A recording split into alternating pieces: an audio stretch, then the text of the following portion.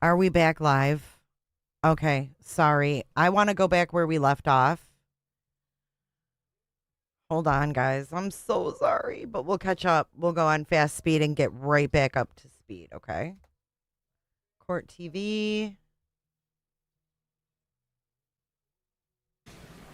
All right, let me get the picture up here, guys.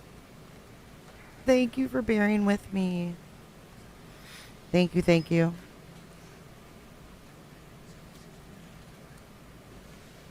Welcome back in, guys. Thank you for bearing with me. We're back in business. Let me fix the thumbnail and stuff. No further questions. Thank you, Ray. No further questions. But we're going to go back. I want to go back and listen. Defeating the door locks with magnets, Yes, sir. right? And on this day when you were there, you now know that these doors were in fact all unlocked.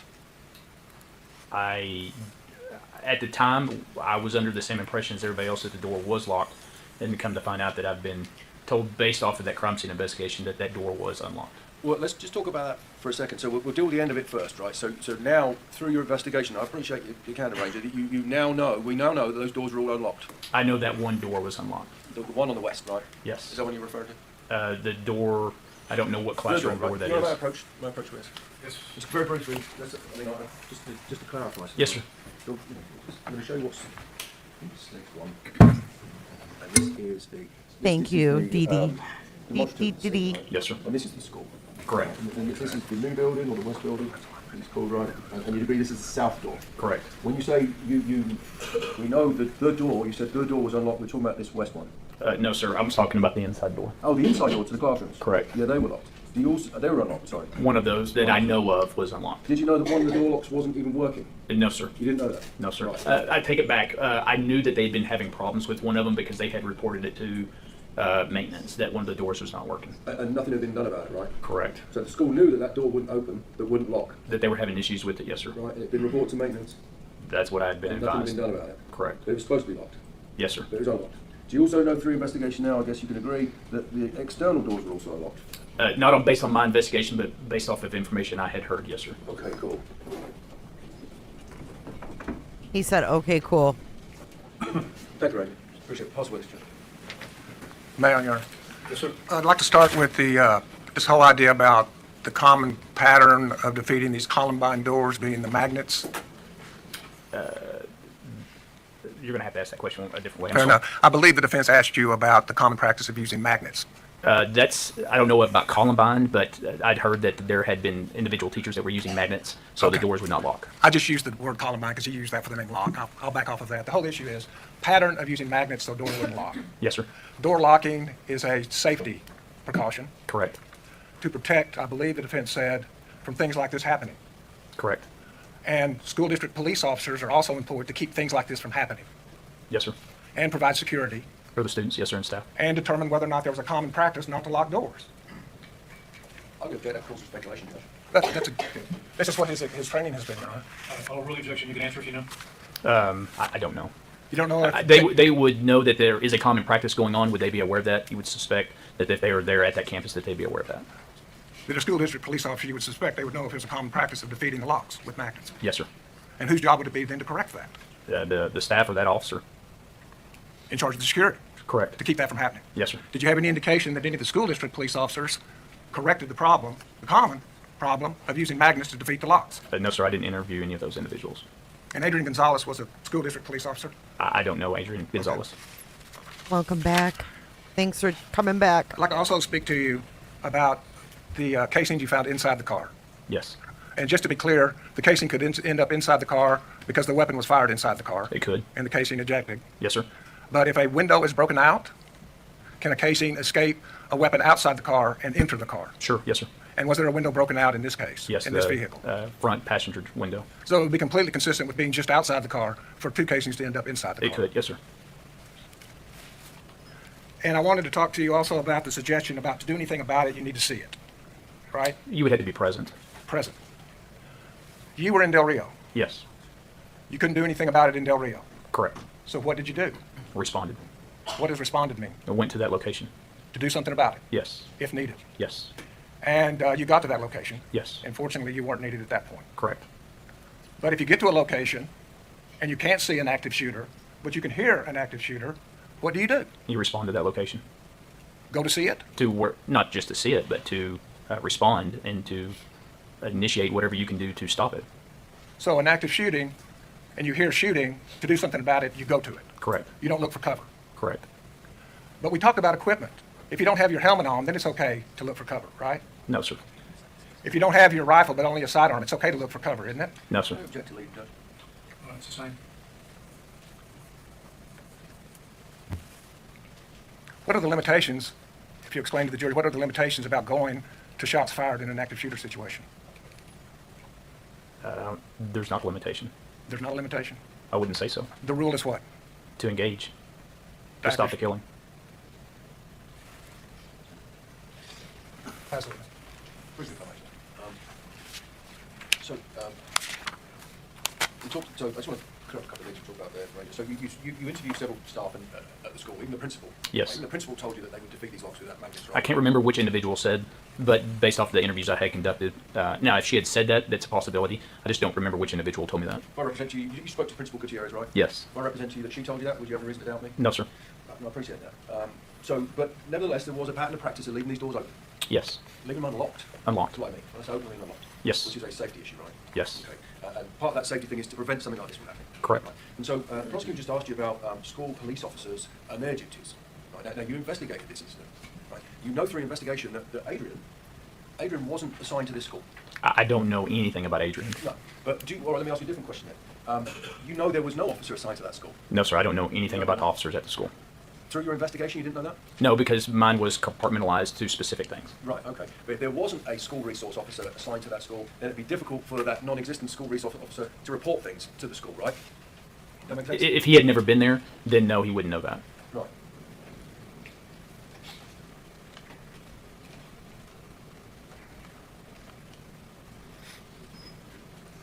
Welcome back, Swanee, and everybody else coming back in. I had a little computer restart. I got a blue screen. No further questions. Thank you. No further questions? Recall, the other side. We don't need recalling, Your Honor. Subject to recall, please, Your Honor. Okay, Ranger, the rule's been invoked. I think you're familiar with that. Please don't discuss the case with anyone. Be available for recall. All right, I think we can skip forward. Justin Duck? These are the other five. Which ones are these? Oh, did they go in? The ditch. The other 500. I think you have to come right there. All right, let's. All right, here's the next witness. Have a seat there and adjust that microphone, make it comfortable, and speak up so everyone can hear you. Wait, why did the judge have his robe unbuttoned? What's he doing back there? Dude, what's this guy doing? I don't mean to stop it. We'll pick back up, but you know me, I catch shit. Like, what is he doing? Dude, stand up, his damn robe's all open, and then he's like, oh shit. Watch. Then he's like, oh no. Hey, Potato, you just walked in. Look. Have a seat there and adjust that microphone, make it comfortable, and speak He's up like, so oh, everyone can hear you. whoops. Did you see that? Good afternoon. What? Good afternoon. Would you tell us what your name is? My name is Justin Duck. Justin Duck, what do you do for a living? I'm a captain with the Texas Department of Public Safety. And where do you work? I work at Austin headquarters for DPS. Okay. How long have you worked there? A little over 19 years now. And could you just give us a brief history of what you've done there? Yeah, so I started in 2006 as a Texas Highway Patrol Trooper out of Houston. In 2012, I promoted into the Criminal Investigations Division, where we investigated forgery, fraud, motor vehicle theft, and violations of the Texas Racing Act. In 2016, I promoted into the Texas Rangers, which is the major investigative branch of the Department of Public Safety. In We're just catching 2024, up. I promoted into the Office of Inspector General as a lieutenant, and there's basically the internal affairs of DPS. And in earlier this year, or late or mid 2025, I promoted in my current position in the Human Resources Operations Division. And back in 2022, what were you doing? I was a Texas Ranger stationed out of the Waco area. Out of where? Waco area? And did you end up in Uvalde around May 24th or soon thereafter of 2022? Yes, sir, I did. How did you end up doing that? In my time in the Rangers, I was part of the crime scene investigation team, and so when the shooting happened on May the 24th, we were activated and told to respond to Uvalde. And when did you respond? May the 24th. And how long a drive is that? You know, I don't recall exactly, but it was several hours from Waco. Okay. And were you given an assignment on searching a truck? Yes. And tell us about that. So the morning of May the 25th would be the following morning. I was assigned to process a 2008 Ford F-150 that had been wrecked into the drainage ditch just south of Geraldine and South Grove there next to Uvalde, or I'm sorry, next to the Robb Elementary School. And we've just looked at photographs of May 24th when the truck is in a nice, clean ditch, correct? Yes, sir. Did anything change about that? Yes, sir. The night of the 24th, it rained, and so the ditch filled with water. And how did that complicate your work? Well, any evidence that would have been immediately around the outside of the truck, it was now covered in water and difficult to locate. And so did y'all just give up? No, sir. Grove That's what you there did. next to Uvalde. We searched the truck and the area around the truck, and we And found we numerous just items looked at both in the photographs water of and May inside the vehicle. 24th. How'd you do that? Well, we had to put a rubber boots on to get into the water. Okay. And what did you recover? From the water next to the truck, we recovered a duffel bag with a rifle and 6 loaded magazines. And did you recover were any spent casings recovered either that day or the next? Yes, sir. So the day of the 25th, there were 2 spent casings or fired cartridges located inside the 2008 Ford pickup, one near the rear passenger door and one near the front passenger door on the floor. Ranger Cody Allen also recovered a fired cartridge from underneath the water there next to the truck. Just by feeling around by feel, he located one. And then on May the 27th, Ranger Scott Swick, after the water had receded a little, went out and found a 4th fired cartridge. So over a 3-day period, y'all end up recovering a total of 4 spent casings? Yes. Either in the truck or close by it? Yes, sir. And that's from just searching with your hands into the mud, and then thereafter, as it recedes, another casing is recovered? Yes, sir. And have you had a chance to look at photographs of those 2 searches? Yes. And are they fair and accurate depictions of the search? Yes. State now offers Exhibit 76 through 80.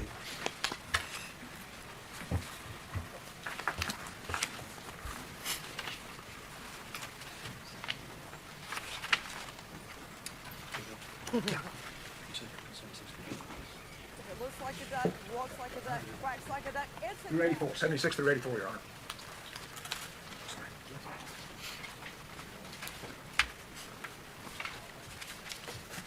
No objection, Judge. May we display those to the jury, Your Honor? Yes, sir. Ranger Duck, if you'll look behind your left shoulder. Can you tell us what we're looking at here?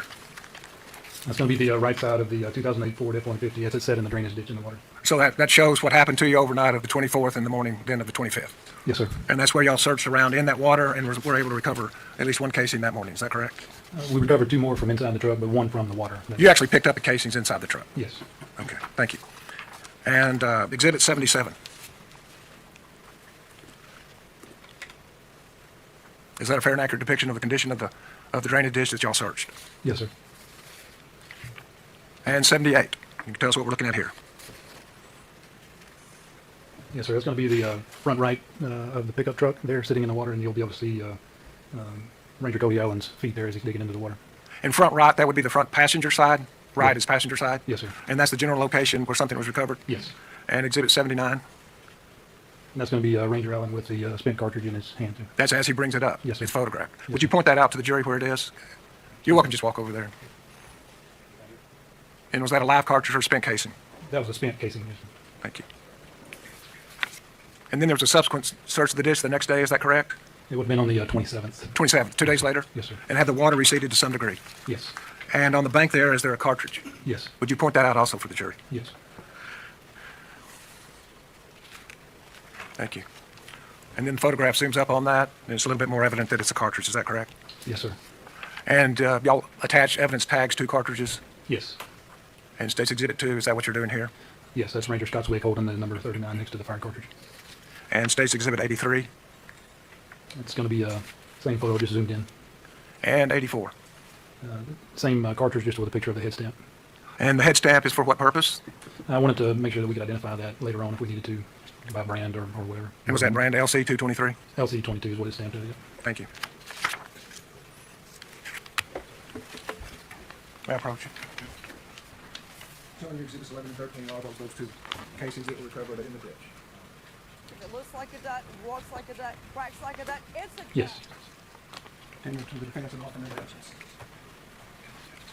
Judge Mack, please on board article. Ranger Duck, I'm going to ask you just a couple of questions. How long did it take for you guys to process this evidence? You know, I don't know. We started shortly after 11 a.m. that morning, and I believe we released the truck late that afternoon around 5 o'clock or so. But there were rangers at the scene the day before. Is that a fair statement? Yes. Ranger Shea? Yes. And was he doing, I mean, and I'm just saying, from this evidence, was this a specific duty you were assigned to do something different with these shells versus what he was doing? You know, I don't know exactly what he was doing out there. But you're saying all day of your investigation, this is the evidence that you retrieved from the truck? No, that's not the only 2 items we retrieved from the truck. Okay. Thank you, Ranger. Exhibits 11 and 13. Who's Boyd? If no further objection, then they're good. No objection, Judge. That's the witness. I should have waited. I'm sorry, Ranger. That's okay. My name is Nico LaHood. Yes, sir. And I'm one of the lawyers who represents Adrian. You've testified before, right? Yes, sir. First of all, you're young to be on the force for 19 years. Well, right? thank you. I appreciate it. So I started asking you during the voir dire, but I should have waited until now. So were you not coordinating with Ranger Shea? You know Ranger Shea, I correct? do. Yeah, I know Jason Shea. Yes, sir. And who assigned you to do what you did on the 27th? I want to say I got this assignment from Ranger Brent Marina, who was the crime scene team lead the following day on the morning of the 25th. And was that Ranger in charge of dispensing assignments to you and Ranger Shea and everyone else? I think so, yeah. How many Rangers total investigated this scene? This particular scene, Yes, sir. Jason was there the day of on the 24th. Nick Hill, Cody Allen, and myself were there on the 25th.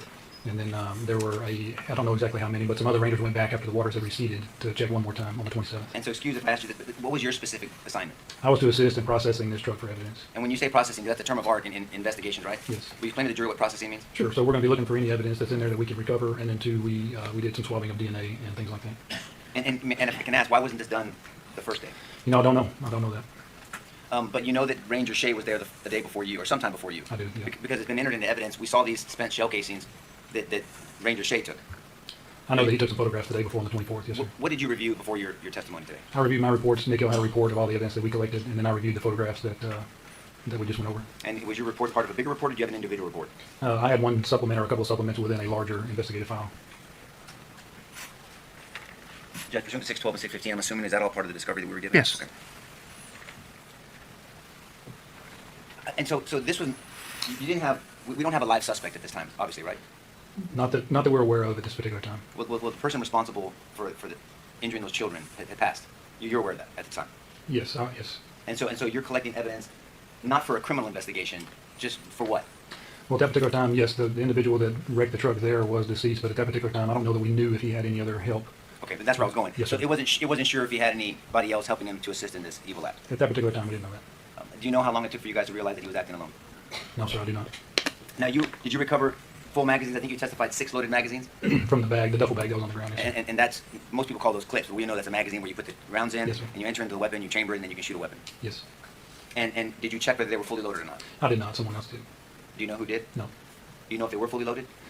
I couldn't tell if they had, 28 or 30 in there. I couldn't tell, but they appeared to be loaded. And typical magazines for a weapon like this usually carry up to 30 rounds, correct? Yes. So this was potentially 180 rounds, potentially. Yes. And so you could fit a .223 round in that, into that magazine, Yes. or a .556? Yes. Can you explain that to the jury, the difference? Because that kind of came up with Ranger Shea, that what rounds can fit in what magazines. So generally, 223 and 556 are one and the same for most weapons.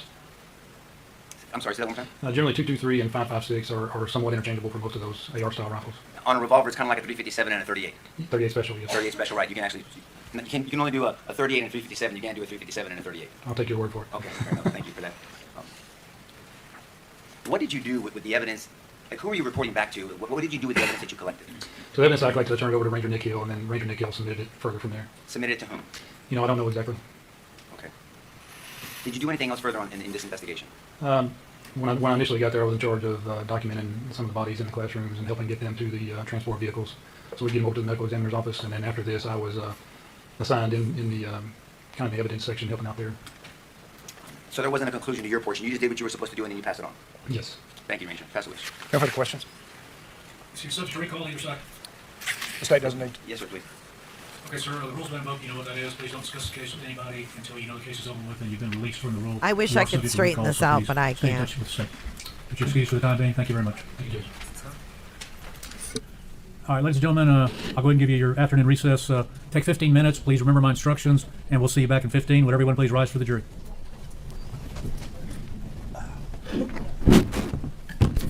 Well, I was all stressed out that we were going to be behind, but shit. You be seated. We are in recess. Thank you. So there we go. Now we're on recess already? I think that judge needed to go fix his damn...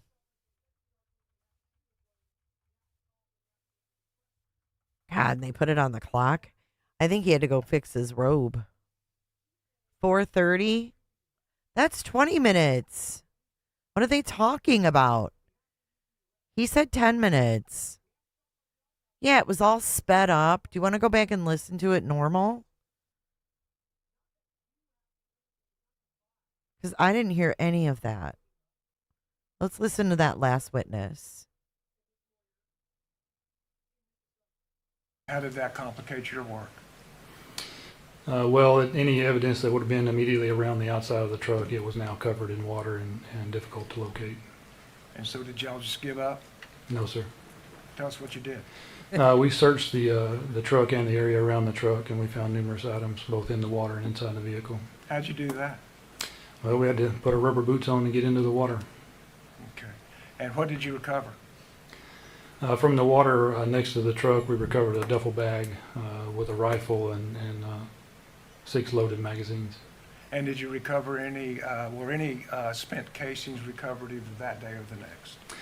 Yes, sir. So the day of the 25th, there were 2 spent casings or fired cartridges located inside the 2008 Ford pickup, one near the rear passenger door and one near the front passenger door on the floor.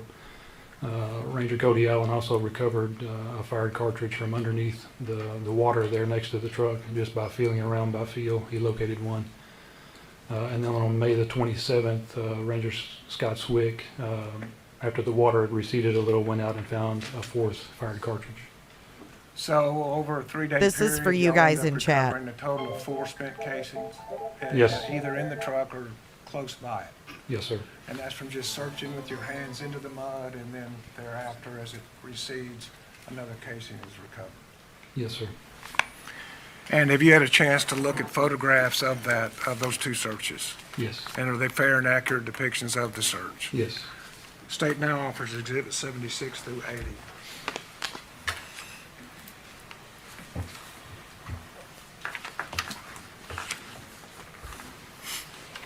Y'all are crazy in the chat.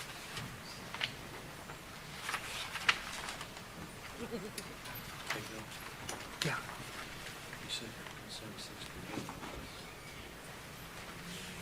I don't know either. Don't question it, just roll with it. 76 through 84, Your Honor.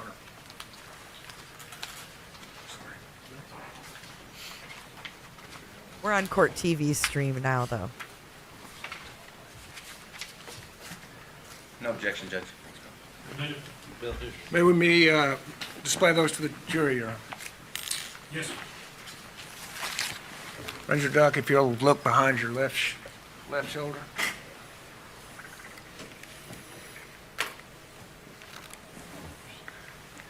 Can you tell us what we're looking at here? That's going to be the right side of the 2008 Ford F-150 as it's set in the drainage ditch in the water. So that shows what happened to you overnight of the 24th and the morning then of the 25th. Yes, sir. And that's where y'all searched around in that water and were able to recover at least 1 casing that morning. Is that correct? We recovered 2 more from inside the truck, but 1 from the water. You actually picked up the casings inside the truck? Yes. Okay, thank you. And Exhibit 77. Hi, Megan. Megan. Sorry. Is that a fair and accurate depiction of the condition of the drainage ditch that y'all searched? Yes, sir. And 78. You can tell us what we're looking at here. Yes, sir. That's going to be the front right of the pickup truck there sitting in the water, and you'll be able to see Ranger Cody Allen's feet there as he's digging into the water. And front right, that would be the front passenger side? Right Yeah. is passenger side? Yes, sir. And that's the general location where something was recovered? Yes. And Exhibit 79? And that's going to be Ranger Allen with the spent cartridge in his hand, too. That's as he brings it up? Yes, sir. It's photographed? Yes, Would you sir. point that out to the jury where it is? You're welcome to just walk over there. And was that a live cartridge or spent casing? That was a spent casing, yes, sir. Thank you. And then there was a subsequent search of the ditch the next day, is that correct? It would have been on the 27th. 27th, 2 days later? Yes, sir. And had the water receded to some degree? Yes. And on the bank there, is there a cartridge?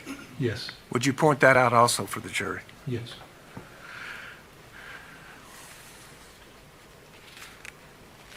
Thank you. And then the photograph zooms up on that, and it's a little bit more evident that it's a cartridge, is that correct? Yes, sir. And y'all attach evidence tags to cartridges Yes. and states Exhibit 2, is that what you're doing here? Yes, that's Ranger Scott Zwick holding the number 39 next to the fired cartridge. And State's Exhibit 83. It's going to be same photo, just zoomed in. And 84. Same cartridge, just with a picture of the head stamp. And the head stamp is for what purpose? I wanted to make sure that we could identify that later on if we needed to, by brand or whatever. And was that brand LC 223? LC22 is what it's stamped to, yep. Thank you.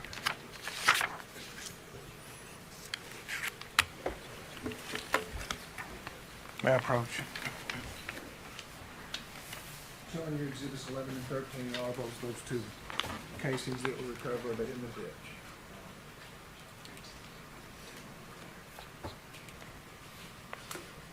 Yes.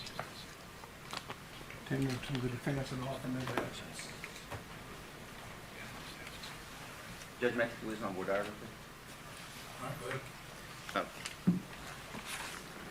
Ranger Doug, I'm going to ask you just a couple of questions. How long did it take for you guys to process this evidence? You know, I don't know. We started shortly after 11 a.m. that morning, and I believe we released the truck late that afternoon, around 5 o'clock or so. But there were rangers at the scene the day before. Is that a fair statement? Yes. Ranger Shea? Yes. And was he doing? I mean, and I'm just saying, from this evidence, was this a specific duty you were assigned to do something different with these shells versus what he was doing? You know, I don't know exactly what he was doing out there.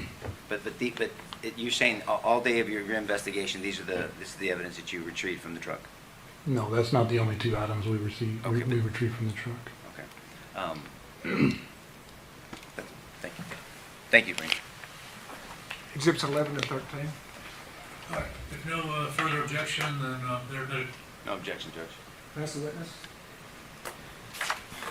I should have waited. I'm sorry, Ranger. That's okay. My name is Nico LaHood, Yes, sir. and I'm one of the lawyers that represents Adrian. You've testified before, right? Yes, sir. First of all, you look too young to be on the force for 19 years. Well, right? thank you. I appreciate it.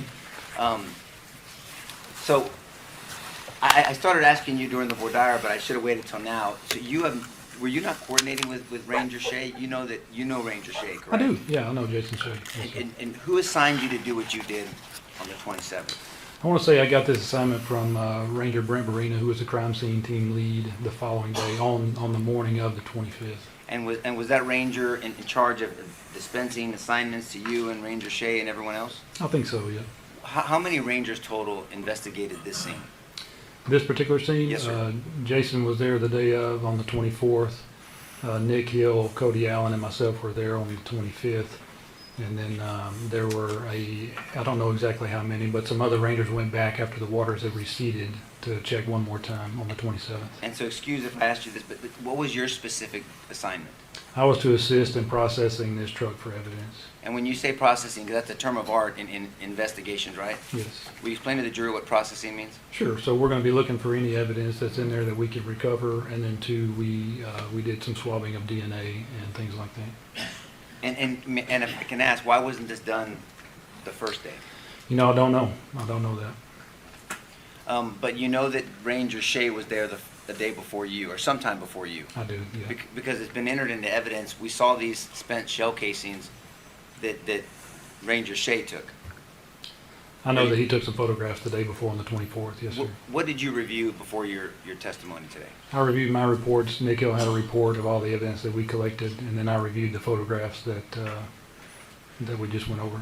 And was your report part of a bigger report, or did you have an individual report? I had one supplement or a couple of supplements within a larger investigative file.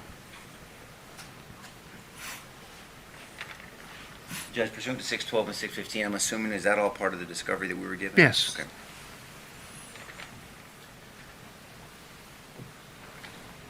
And so this was, you didn't have, we don't have a live suspect at this time, obviously, right?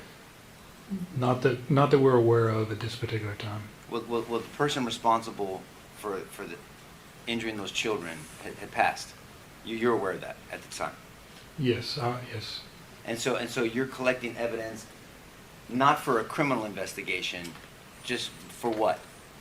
Well, at that particular time, yes, the individual that wrecked the truck there was deceased, but at that particular time, I don't know that we knew if he had any other help. Okay, but that's where I was going. Yes, So sir. it wasn't sure if he had anybody else helping him to assist in this evil act. At that particular time, we didn't know that. Do you know how long it took for you guys to realize that he was acting alone? No, sir, I do not. Now, did you recover full magazines? I think you testified 6 loaded magazines. From the bag, the duffel bag that was on the ground, yes, sir. And that's, most people call those clips, but we know that's a magazine where you put the rounds in, Yes, sir. and you enter into the weapon, you chamber it, and then you can shoot a weapon. Yes. And did you check whether they were fully loaded or not? I did not. Someone else did. Do you know who did? No. Do you know if they were fully loaded? I couldn't tell if they had, 28 or 30 in there. I couldn't tell, but they appeared to be loaded. And typical magazines for a weapon like this usually carry up to 30 rounds, correct? Yes. So this was potentially 180 rounds, potentially. Yes. And so you could fit a .223 round in that, into that magazine, Yes. or a .556? Yes. Can you explain that to the jury, the difference? Because that kind of came up with Ranger Shea, that what rounds can fit in what magazines. So generally, 223 and 556 are one and the same for most weapons. I'm sorry, say that one more time? Generally, 223 and 556 are somewhat interchangeable for most of those AR-style rifles. On a revolver, it's kind of like a .357 and a .38. 38 special, yes. 38 special, right? You can actually, you can only do a .38 and a .357. You can't do a .357 and a .38. I'll take your word for it. Okay, fair enough. Thank you for that. What did you do with the evidence? Like, who were you reporting back to? What did you do with the evidence that you collected? So the evidence I collected, I turned it over to Ranger Nick Hill, and then Ranger Nick Hill submitted it further from there. Submitted it to whom? I don't know exactly. Okay. Did you do anything else further on in this investigation? When I initially got there, I was in charge of documenting some of the bodies in the classrooms and helping get them to the transport vehicles, so we could get them over to the medical examiner's office. And then after this, I was assigned in the kind of the evidence section, helping out there. So there wasn't a conclusion to your portion. You just did what you were supposed to do, and then you passed it on. Yes. Thank you, Ranger. Pass the witness. No further questions. Is he subject to recall either side? The state doesn't need to. Yes, sir, please. Okay, sir, the rule's been invoked. You know what that is. Please don't discuss the case with anybody until you know the case is over with and you've been released from the rule. You are subject to recall, so please stay in touch with the state. But you're excused for the time being. Thank you very much. Thank you, Judge. All right, ladies and gentlemen, I'll go ahead and give you your afternoon recess. Take 15 minutes. Please remember my instructions, and we'll see you back in 15. Would everyone please rise for the jury?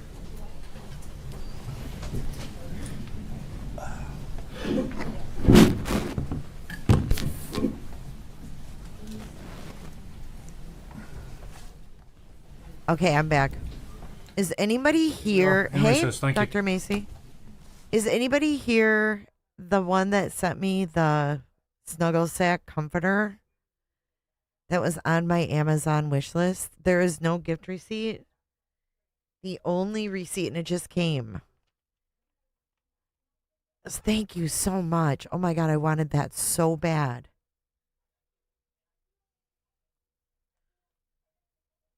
Oh, the judge with his robe. Yeah. We still have 5 minutes, I guess. He said 10, but here we are. Someone in the court TV chat said that the school district was sued for $500 million.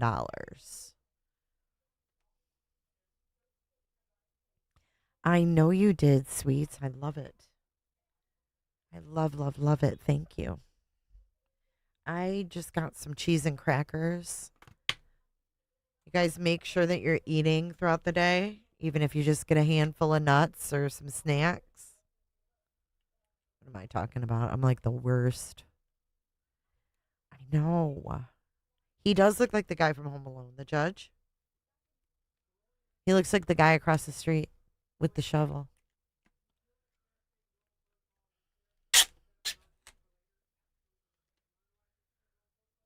So I've got some Colby Jack cheese and some Ritz. But thank you to whoever. A handful of nuts.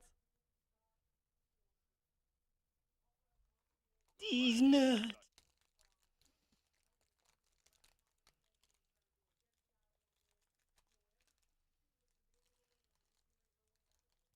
Whoever it was, they're very kind. I'm very humbled. You know, I don't know if I'm getting older or if just things are harder to open. And my fingers don't work right. Is it just me? I feel like my fine motor skills are dwindling. And I don't know how to fix it. It is a good snack, snickety snack. Gosh.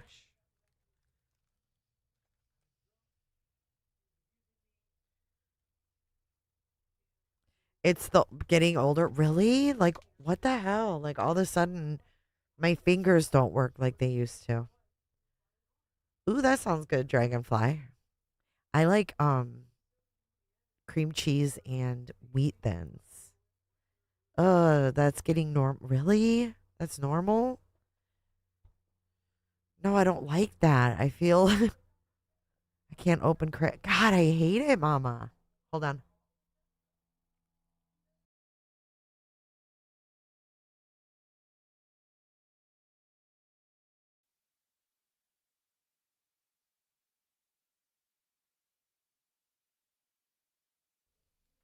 I don't want to chomp in your ears. Mm. You know what? Now I see why I love spinach dip. My dad always had one of those hand things. Maybe I'll get one.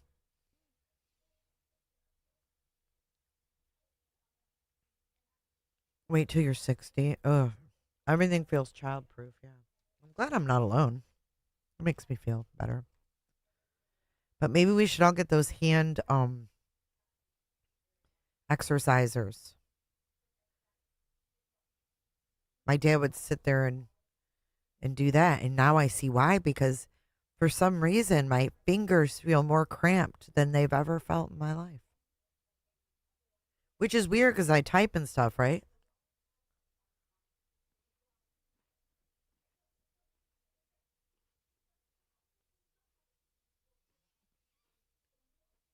Carpal tunnel.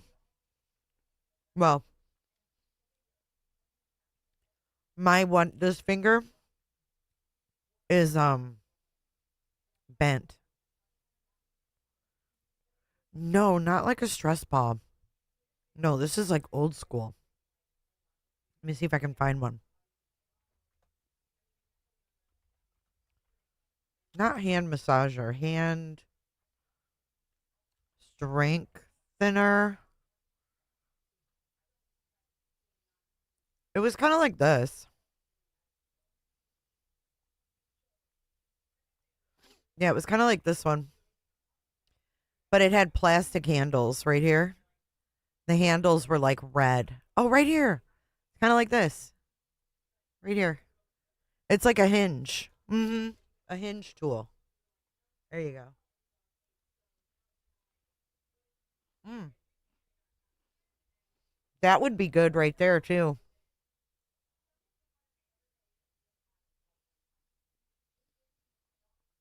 I feel like I need to get one. Look at this guy's hand. What's all this all about? Now I'm going to get weird AI hand things. They are late. I'm going to refresh.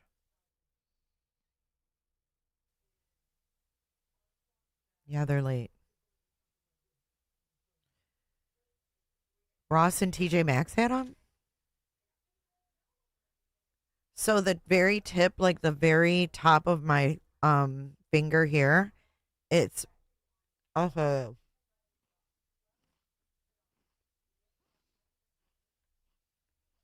I will let you know. What? Hold on. These guys want a piece of cheese. Gentle. Gentle. Good girl. Go bow. Anyways, my finger right here. I don't know. I can't see myself. Hold on. Can you see my finger? See how it's bent at the very top, like the very top thingy. I will let you know for sure.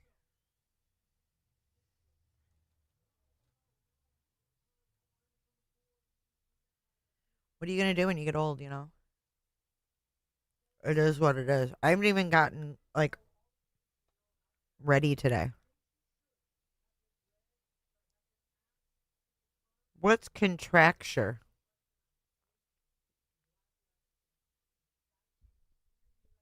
Let me look.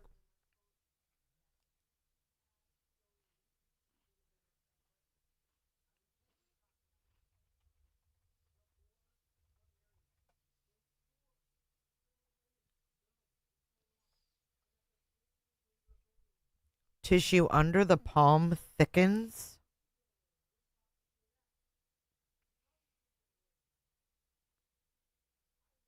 Mm-mm. I don't have that. I can bend my shit. My shit's straight. I'm telling you, it's just the tip. I think it's arthritis too.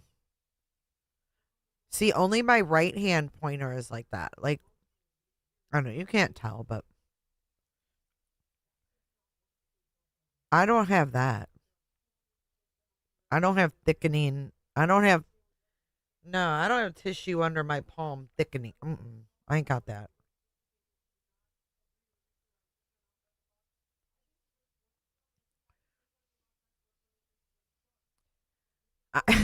Just the tip. I am right-handed, and I think it's from using the mouse. To be honest with you, I think it's arthritis from using the mouse. I bought this stupid thing to help straighten it out. It's like a splint. Oh my god, it's the dumbest thing. I'll show you.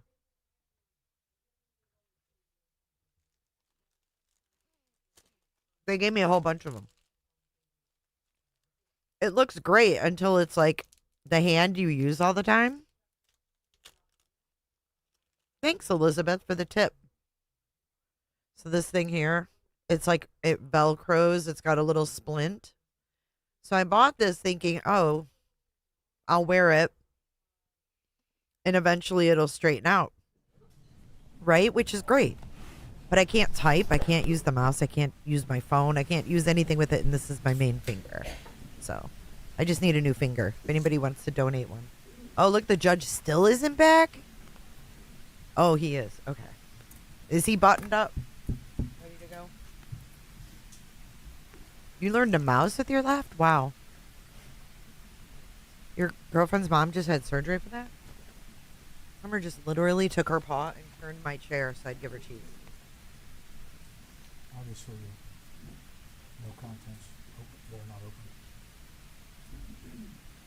One's the key things? Yeah, if they're not open. Yeah, no. What's happening? Okay, could you raise your right hand for me, please? You do solemnly swear the evidence and the testimony given in the cause will be the truth, so help you God. Who's this Go going ahead to and be? have a seat, make yourself comfortable. Adjust the microphone if you need to, and speak up for us. Thank you.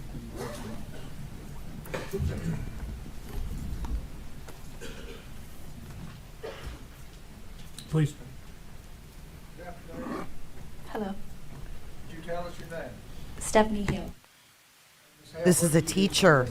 Currently, I'm a marketing coordinator at the hospital in Uvalde. Uvalde Hospital? Yes. How long have you been doing that? Since July.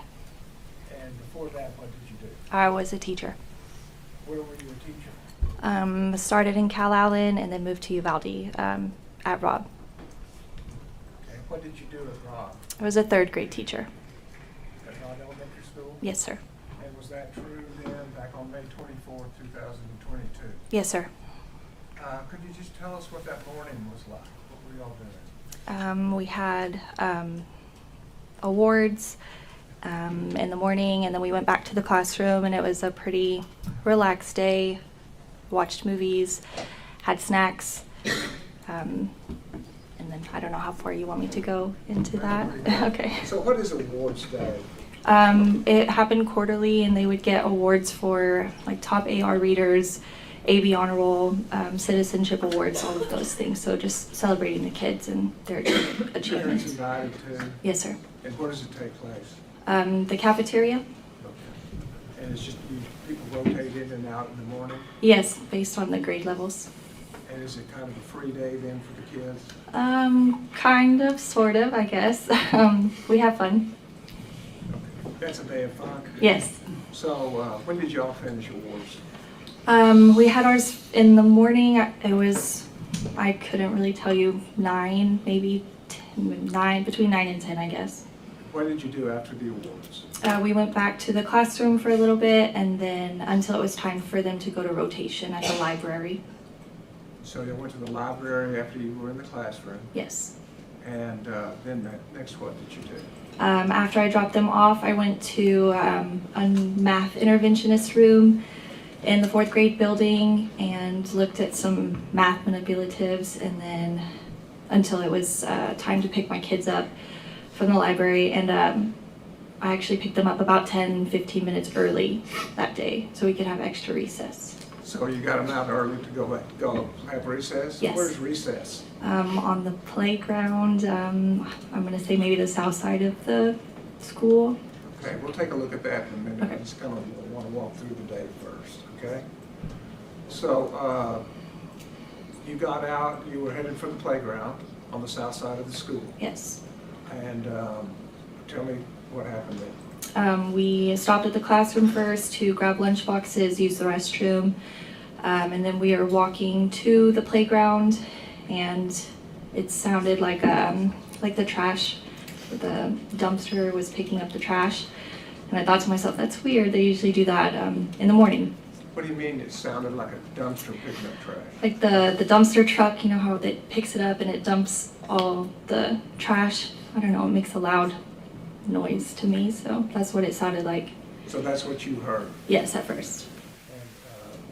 And so it didn't ring a bell as to a concern or raise a red I mean, it flag? was it was a little weird and odd, and I remember thinking to myself, that's strange, they usually do that in the morning. And then I just became, I guess, a little more aware of my surroundings. Okay. Did you continue on to the playground? Yes. And did you get to the playground? Yes. And how long were you at the playground? I'm not 100% sure, maybe 5 minutes, A short give or period of take. time? Yes, a short period of time. What is it that disturbs your playground activity? We heard sounds, and to me, I thought they were fireworks. That's what it sounded like. And then another teacher also said, that's kind of strange. And then I walked to, they had like bleachers in the middle of the playground so I could see my kids, and I didn't make it there until Coach Gonzales picked up his radio and started yelling for us to get inside. Okay. So the combination of hearing these fireworks and Coach Gonzales, did you draw a conclusion from that? Yes, And what was that? that there was gunfire. Okay. Something was wrong. You So could see by his fireworks face. and Coach Gonzales makes you think, not fireworks, guns. Yes. And Or as you were something. trying to get inside, was there anything else that indicated to you that it wasn't fireworks? Yes, we could, when we were standing there, the dirt was kind of, you could see the dirt cloud up, kind of coming towards us. And then as we were all running into the classroom, I saw I don't know what to call him, horrible person, walking.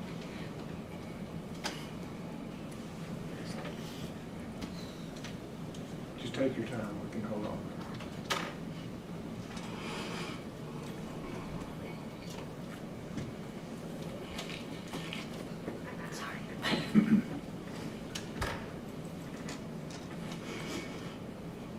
Walking towards the door. Can you describe him for us? He had all black, long hair, and a gun. You saw a gun? Can you describe that for us? I mean, I'm not really a gun person, but it's long and black, so. And about this dirt being, would you say plowed up? I need to understand that a little better. Like I don't know if you drop something in dirt or sand, I guess, and it kind of makes a cloud, and then I don't know how else to explain it. Okay, and did you see one of those clouds or more than More than one. More than one. And so how many children did you have with you? In my personal class or all together? Good question. Let's start with your class. At the time I wasn't 100% sure, but I think there was about 10 to 12 students. With you? Yes, the rest had left. And there was another class out there? There were several other classes on the playground. At the time this puffing of dirt was going on? Yes. Do they all allowed to intermix them for that period Yes. of time? Okay. So the coach has given you instructions, you've had your own confirmations, you actually see somebody with a gun. Pretty stressful? Yes. Did it prevent you from acting? No. What did you do? I yelled to the kids to get in the classrooms. The second grade teachers had opened their doors to let us in, and I went to the first classroom and I stood outside the door to make sure everybody had gotten off the playground. So you got through the door before all your kids did? Not all of them, but yes. And so but you didn't go in? No. And why is that? To make sure they were safe and inside. And did you make sure? Did you make sure they were all safe inside before you went inside? Yes. And so when you went inside, what did you do?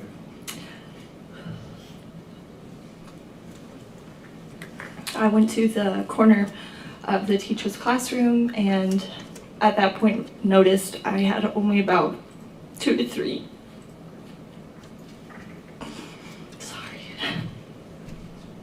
Of my own students in there, and so realized that they were kind of spread out into other classrooms. And then, Did that cause concern for you? Tell me about that.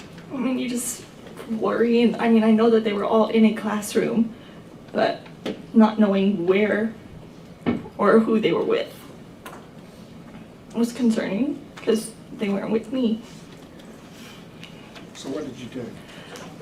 We sat there for a little bit, and you could see we just kind of waited and tried to keep the kids calm. So we'd gone into a second grade classroom, and a few of them were struggling to stay quiet. And what's the idea of staying quiet? Don't talk, don't move, be still. Is that part of the training that y'all had? Yes. You had training to stay quiet. Under what situations? They just a lockdown. A lockdown? Just would you go through with us then what a lockdown is and what you do? So it's lock lights out of sight, you lock your doors, which should be, and then you turn the lights off and you're out of sight. You go somewhere in your classroom that is away from windows, doors, hidden as best you can. And is that school-wide? Yes. So in a lockdown, if you go in any room, according to the lockdown procedures, the kids are going to be away from the door and away from the windows. Yes. In the dark. Yes. And quiet. Yes. And you had a little trouble with people being quiet. Yes. And so what did you do?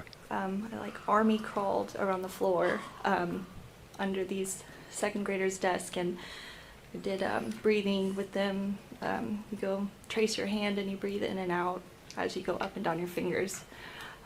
So I did that to 2 students, help them calm as best they could. So you learned a breathing technique? Yes. To calm kids in stressful I situations? mean, it's just a normal, I guess, teaching special ed, you learn, I guess, little tricks to help with anxiety and things like that. Did it work? Yes. How quickly? I couldn't give you an exact time. Okay. Did you take any other action as you were waiting? Yes, at one point the teacher, and I don't know her name, I feel so horrible, but I don't know her name. She had brought me a pair of scissors, and then there was another teacher in there. I don't know if I'm allowed to say her name. She also, we kind of like got together and just kind of came up with a plan. What was the plan? Do what we had to do, defend, keep quiet, wait until somebody came to get us. And what were the scissors for? I guess protection to fight if we needed to. Okay. Under that stressful situation, Yes. you developed a plan Yes. to fight. Defined? To fight? Yes. And how about your kiddos? They were doing the best they could to stay calm and quiet. They were doing what they were supposed to be doing. They had ended up getting safety scissors, I guess because they saw us with our scissors. They all got theirs. I didn't even notice until we got to the parking lot. The kids all had safety scissors? Mhm. Mimicking you all? I'm sorry? Mimicking the teachers? I assume so, yes. That is preparing to defend yourselves? Yes. No, this is objective leading. Sustained. How long were you in this position? I don't recall. It was all very, I don't know. What did you do while you were there? Where? In the classroom? Yes, ma'am. Helped the kids stay calm, was ready to go. At one point, we just made sure we followed the rules. At one point, the two other teachers we were with, or I was with, they couldn't remember if the door was locked or not, or they just weren't sure. And so I remember being on the opposite side of the classroom, and they were tying an extension cord up into the door. I don't know how to explain it, but there's like a triangular shape metal frame that helps it open, and they were tying an extension cord around it to try and make sure it was, I guess, secured the best it could be if the door wasn't locked. Okay. And that was the other two teachers? Yes. At some point, you were relieved or you evacuated, is that Yes. correct? Tell us about that. We kept hearing knocking on the door, and we were taught, don't answer the door, somebody will come in and get you. But after several knocking, like times knocking, and again, I was on the opposite side of the room. One of the teachers, she peeked open the curtain to see, I guess, who it was. And it was law enforcement. And so at that point, she opened the door. They came and said, we're going to move you guys to the parking lot. So once everybody's ready, we're all going to move quickly but safely to the parking lot and wait there. And did you do that? Yes. And how did your day end then? Got to the parking lot, and at that time I realized all the kids had scissors, so like, it's okay, we're okay. And I took all the scissors and had two big pockets. Both of my back pockets were full of scissors, and we sat there for a little bit and then ended up going to an empty field off of campus, and while we waited for buses, I still at this point didn't have all my students, and so I gathered the ones that I did have, and I told them, stay here, we're not getting on this bus, and waited. For what? For the rest of my kids. And did you get them? Yeah. And then where did the bus go? It was a little bit of confusion, I guess. We went to the high school, or we were supposed to go to the high school, and then on the way there, the bus driver was just kind of going in circles, and then we were told that the high school was on lockdown, so we wouldn't be going there, and then we ended up going to the Civic Center. The what? The Civic Center? Okay. And is that where the kids were reunited with their Yes. parents? Okay. Thank you. We've gone through your day, and I want to just kind of go through so we have an idea of where all of this occurred, okay?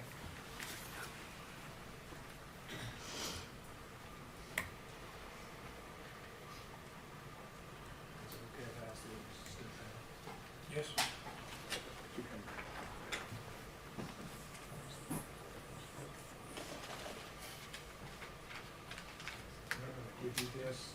All we have is we have people on both sides, so it's real hard if we get in front for them to see what you're doing. So if you have to point at something, feel free to do that. I'll give you a second just to kind of familiarize yourself with State's Exhibit 1. Okay. Do you recognize State's Exhibit 1? And could you show us the perimeters then of Robb Elementary School? Okay. And so when you went to recess, where did you start? I started here. Well, I was originally at the very beginning here in one of these classrooms, and then this is the library. So this is where I pick my kids up at. Okay, let me ask, is the fourth grade wing there? Yes. Would you point out the fourth grade wing? And the library just The holds. fourth grade wing, you point to it, it has 3 X's on it, is that correct? Yes. And then there's a building north of that, or is it still part of the fourth grade It's wing? connected. Excuse It's part of it. It's connected. Okay, and then so y'all had been in the library? Yes. Is it still somewhat part of the fourth grade It wing? is in here. It's right here with the other entrance. And you have to speak up a I'm little, sorry, because but now the you're other facing entrance. this way. So the library is where y'all had been, Yes. and then where did you go?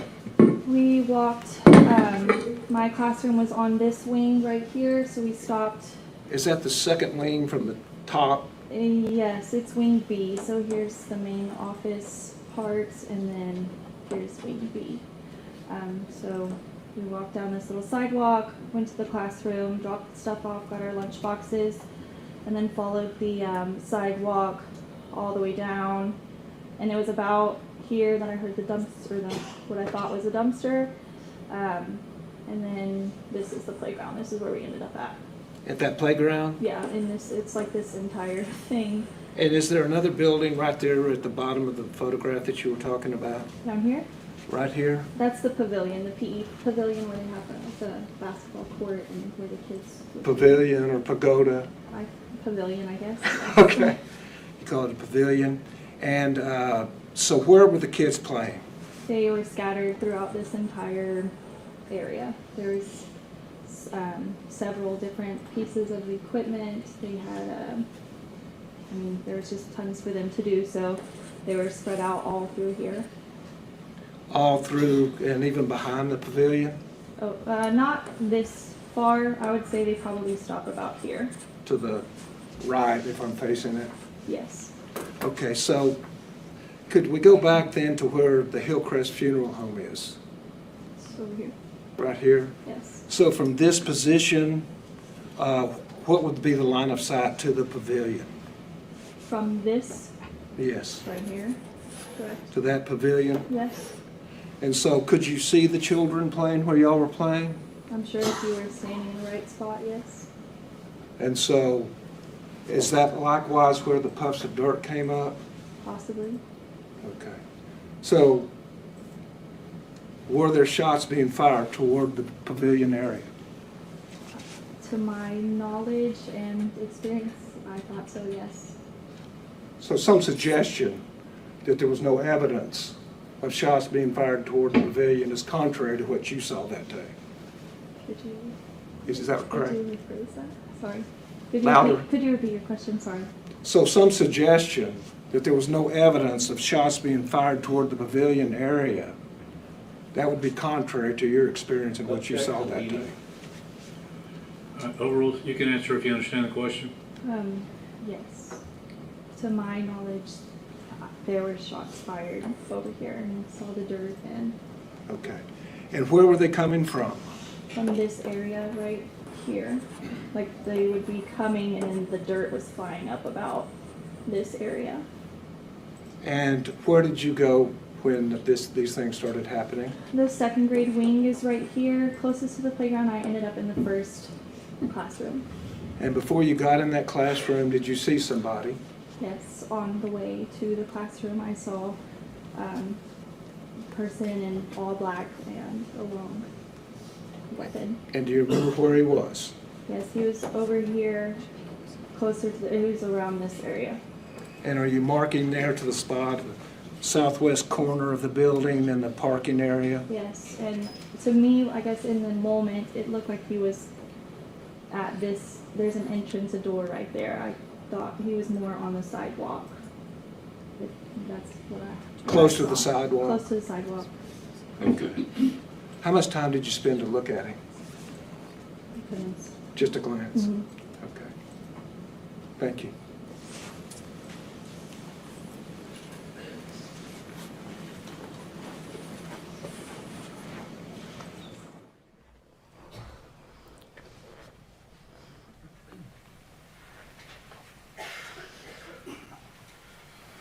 Pass the witness. Back across. Please. Thank you, Judge.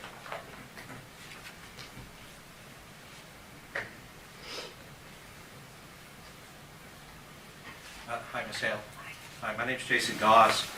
I represent Adrian, and I guess I want to say first, I know that testifying and thinking about this stuff is hard. I can tell. I can see it. I think we all can see it. And nobody blames you for that because you went through a lot. And I mean, all y'all out there went through a lot that day. Okay, so I say that to say I'm not asking these questions to make you relive that, to hurt you anymore. But do you understand it's important? I need to go through some of these things because we are in this case and they have made allegations against my client, so we need to talk about that, okay? Yes. Okay. So they kind of, Mr. Turner walked you through what was going on that day. I think one of the things you said was that you had your kids in library, and just so that I know, and I felt like, just so that I can understand exactly what, you would take them to the library, drop them off, then where would you go? Typically we would all meet as a grade level team, but since it was a fun day, I guess, award day, we didn't have to meet. So that day I went into the math interventionist room. I want to say it was like room 132. And we spent time looking through her manipulatives because she was going to retire and I was going to take some from her. Right. And I think you said that in your statement. You said manipulative. Yes. So we had it transcribed, and I thought the transcription was wrong because I said the word can't be manipulative. Yes. But It's so students could manipulate and move to understand. Okay, so that's kind of what I want to understand. So manipulative is like an object or something that they're using, and it teaches them a lesson about, I guess, whatever your lesson is. Yes. That you're trying to teach. Okay. And you said you were having to go over manipulatives with a person who was retiring. Yes. Was that for your benefit or for hers? Both, I guess. Do you see what I mean? Like, was she teaching you? Oh, no, I was just going through what she had so I could use it in my classroom. Understood. So she was no longer going to be using it as she was retiring, so I was getting that from her. Got it. So she's basically saying, look, I have these things I think your students could use. Yes. And you were saying yes, and let me see them, and this looks interesting. And, okay. Yes. That does clear up a part of the interview. So I guess at the point where you go to the library, so you were going over that and decided, we don't have our meeting, our staff meeting or whatever, our team meeting, might as well go get the kids and give them extra time out on the playground. Yes. That sound right? Yes. Were all of your kids in the library at the time? The ones who had stayed, yes. And what does that mean? So after the award, some of the students had left to go home. Okay. And was that like a normal thing? Typically after awards, yes. Okay. So, I mean, I guess what I mean by that is, did the school say, look, because we're talking about May 24th, real quick. May 24th, can you give us an idea that year, if you remember, can you give us an idea like how close to the end of the school year May 24th was? Maybe a week or two. Okay. I don't know. And I'm sure you're in grade school, so nobody's doing like finals or anything, but have you as the teachers, or at least you, have you guys already basically submitted all the grades that they were going to have, or were there still more grades that had to be submitted? There were still more grades, but I believe we had to do them for 4 weeks. Okay. So, And the, do you know a park that's commonly known in Uvalde as Mexican Park? yes, Okay, and can you just describe what that is? I've never been there. Oh, but you've heard people talk about it? Yes, And it's they call it Mexican Park because I think it's named after somebody famous in Mexico, I guess. but that's sure. what it's called there, right? Yes, The high schoolers, they have awards day too, or did you know? yes. Okay, they have awards day. Do you know if it was pretty common throughout Uvalde, the Uvalde ISD, that on awards day, if you want to go home, you know, parents want to take you out, do something fun, or you want to go to, you know, you want to go shopping at the mall or whatever with your parents or whatever those things, that would be a normal thing. They can take them out of school or they can take them home and they wouldn't be in class. Are you asking for, like, every child would do that, or? No, could you- I guess, do you know if it was like, because you're in an elementary school and Uvalde has a middle school Yes, and Uvalde has a high school. yes. And I don't know really I'm really just trying to ask, 'cause I don't know your experience with the middle school and the high school levels, but it sounds like that they were having kind of awards and things going on in celebration on the same day from the high school level to the elementary school level. But you wouldn't know that. No, I was not aware of that. Okay. But you do know that in elementary school, not that every kid would go home, but if the kids wanted to go home, they would go home. Yes, Okay. And in fact, your kids that you talked about, the ones that you had that day, those were the ones that didn't go home with their parents. correct. How big is, when we say your kids, we're talking about your class that you're responsible. Yes, How big is it normally? about 22. About 22. And how many do you think or remember that you had that day? I believe it was 12. 12. So probably, I mean, close to half of them had chosen to go home with their parents, or their parents chose for them to take them home. Be a little less, yes. A little less, right? So 10 out of the 22 had gone home. Yes, All right. And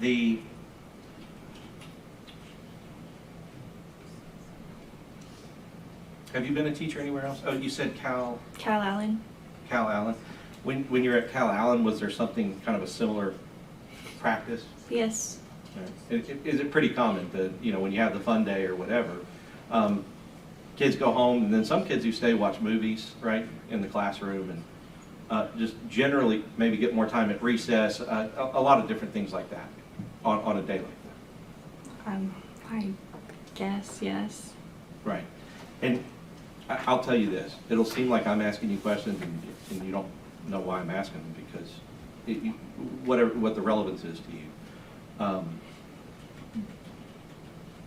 But I'm not asking them, I guess I'm not trying to ask them to bother you with it. Do you understand?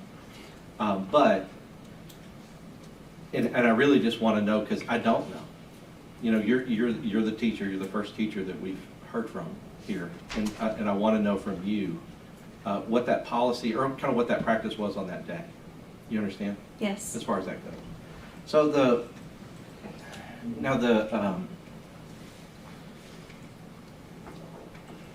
after this happened and you went through it in detail, and let's go toward the point where you've got the kids that were remaining and you've taken them to the playground and you did that. I'm going to go through this map with you, but you said you took them to the playground that's sort of on the south side. Yes. Okay. And you said as you were on the way, you found or you heard something that sounded like a dumpster picking up the trash. Yes.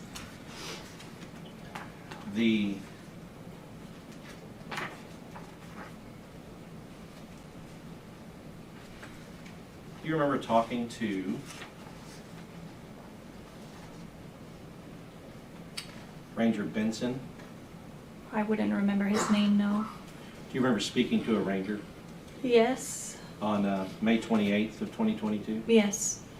And that would have been the interview that you did where you sat down with a member of law enforcement and they asked you about the things that happened that day. Yes. In May 28, 2022, how long after this had happened was that? I'm sorry? How long after this, what we're talking about here, how long after you were on the playground with the kids was May 28, 2022. 4 days. 4 days. So you would agree that your memory of what happened was fresh at the time that you talked to the law enforcement investigators? Not necessarily. I mean, could you repeat the question? I'm sorry. Sure. I guess what I'm really just trying to point out is that, as is common with all human beings, in the immediacy or in the immediate days after something happens, our memory about what happened is fresher or it's better than years later. Years later? Years Yes. later. Yes, years later. Sure. And so I kind of want to ask a few questions. And after this, and you know, I'm not saying anything one way or another. I kind of want to know what you've been able to see or learn or read or hear since that time. Okay. Now, I would assume, as somebody who is so closely involved and so closely affected by what happened, that you have looked at and examined the reports that have come out about what happened. No, I have not. Okay. You've never read one. Nope. You've never seen anything on TV? I've seen, yes, but I have not in detail read. I don't care to. Sorry. No, I See that. I understand. And I think some people would want to know, and then some people may not, and it's fine both ways. So as far as the Texas House report, you haven't read any part of it? No. Or their conclusion? No. The Department of Justice report? No. The Department of Homeland Security report? No. The City of Uvalde report? No. Have you talked to other teachers since about what happened? Yes. Is there any kind of support group that you have with the other teachers or other people who were there where you guys have talked about it together? We did group counseling, but it was maybe 5 teachers 4 times within like 3 months. Sure. And of course, like I said, I'm not asking these questions because there's anything wrong with that. I'm glad that whatever communications that you've needed to do, you've been able to do. But I want to go back to the interview. Because in the interview, do you remember talking in the interview, and do you remember the ranger asking you what happened, what you witnessed and what you saw? I mean, it was a while ago, so I don't really remember the interview. I just remember where it was at. Okay. And I guess what I mean is, did you understand that the purpose of him interviewing you is to ask you what happened on that day and what you witnessed? Yes, I guess. I didn't know if it was, I thought it was mandatory we had to do it. Sure. But I guess what I mean is that obviously when something like this happens and you're in the room with a ranger, a law enforcement officer, the reason you're there is to tell the ranger what you witnessed. Yes. Okay. Because, you know, in that interview, you did talk about, you heard a sound like a dump truck, right? You described it as a dump truck at the time. Yes. You know, you described it here as like a garbage truck. Yes. And trust me, to me, there's no difference. I think it's the same. And what you're describing, I don't know, everybody's probably heard it, and I just wanted to clarify. What you're describing as part of the sound is like whenever it kind of takes up and dumps and like slams it back down and boom, boom, like yes, that kind of sound. Mm-hmm. And was that a common sound for you to hear on the playground? I know you said it was weird for the time, but is that a common sound for you to hear on the playground at Uvalde or at Robb Elementary School? At least once or twice a week, yes. Okay. So do you know what dumpster would have been being emptied, or you just remember hearing that sound? I just remember hearing the sound. All right. And so before you came here to testify today, because you said it's been years since you gave that interview. Yes. Did you sit down with any member of the prosecution and discuss what you would testify about? When? I guess, could you clarify the time frame? Sure. I guess at any time after this event occurred, but before you came here to testify today? Yes. Okay, which is, there's nothing wrong with that. Okay. But what I'm trying to do, yeah, it's fine. But what I'm trying to do now is figure out, at any time when that happened during this interview, did they play for you this interview so that you could hear what you had told Ranger Benson before? No, Okay. So you've never heard any of this? no. So I have some questions. Well, you were there and present when you did the interview, but nobody's ever played it back. No. Because during that interview, you described going into the classroom and that you described the scissors, as you described for us today. But during that interview, 4 days after this happened, you never told Ranger Benson that you had seen anybody matching the description of black, wearing all black and long hair. Did Okay. you? I mean, I don't know. I don't remember. Okay.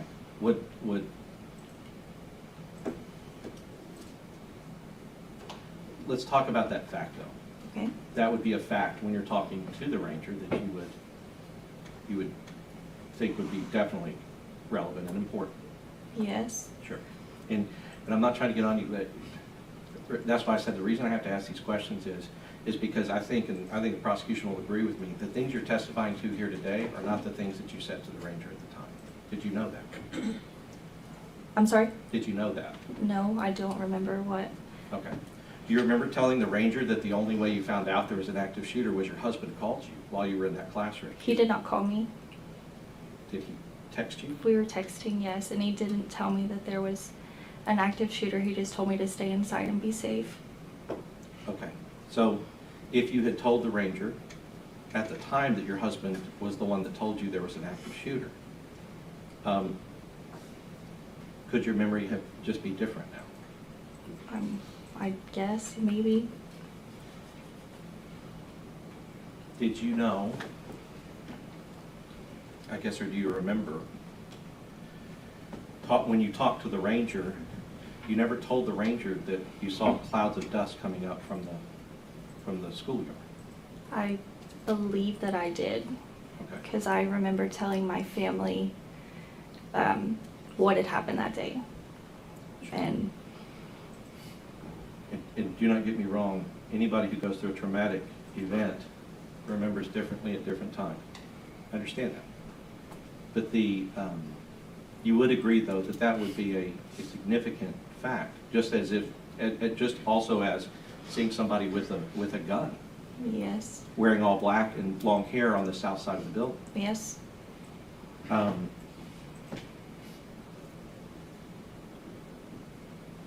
And I think what I'd like to do,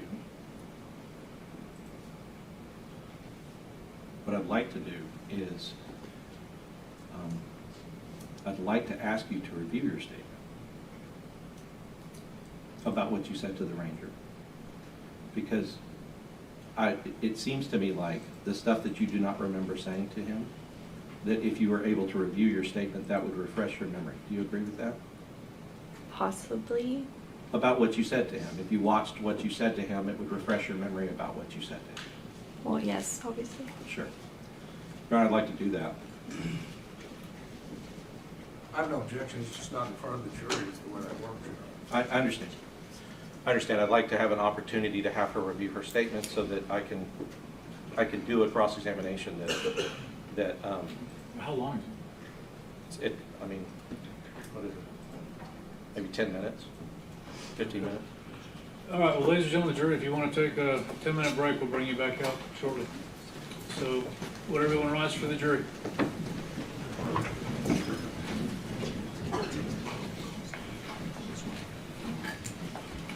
They're saying 10 minutes, but whenever it's over with, we'll bring you back out.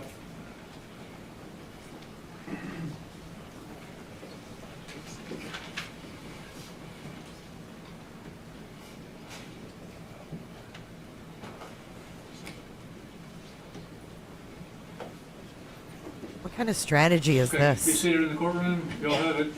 Your Honor, may I post Teed it? up. May I post the witness? Yep. And do you need water or anything before we? Okay. That's what I'm gonna give her some. Okay. Here. I mean, they're doing their job though, you guys.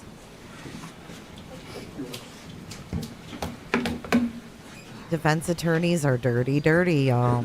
Don't forget that, especially here on these tubes. Don't forget, defense attorneys are defense attorneys. When you're done. That's it.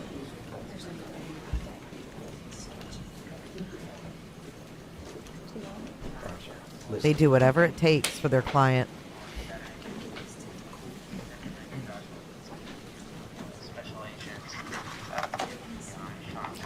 But it does not make him very likable. All of them used to be prosecutors. Oh gosh, it's going to be that woman. Is that woman going to cut in the studio? Oh no, we're on court TV. We don't have that lady.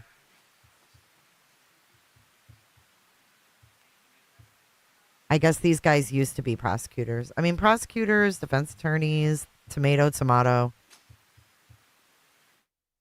Right? They all have a goal, and some are slimier than others.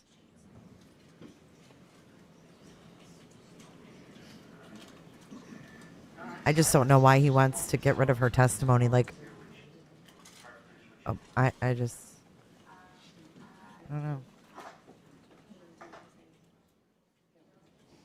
Who's gone? Who's gone? Hey, is she? Oh, let me give you a wrench over here, Ish. The Ish.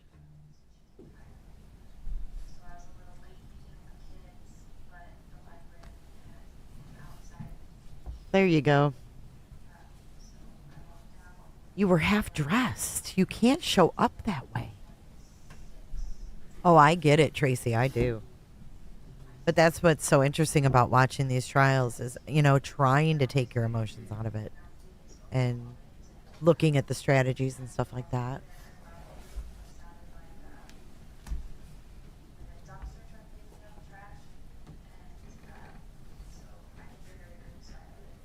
Okay, what's it called? Judge Boyd rips apart defense attorney. Okay, hold on. Lindsay, you're the best.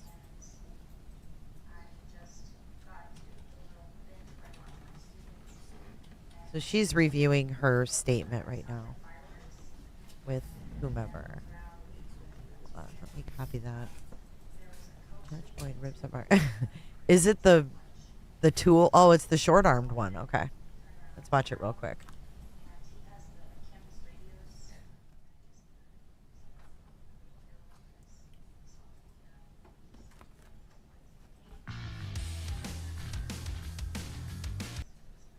And subscribe, set your notifications to all. All right, so he left to go on vacation, and so that the record can be clear, this was the date that parties chose. With regards to Mr. Goss sitting there, he hasn't been qualified for the jury. State, do you have any objections to him sitting?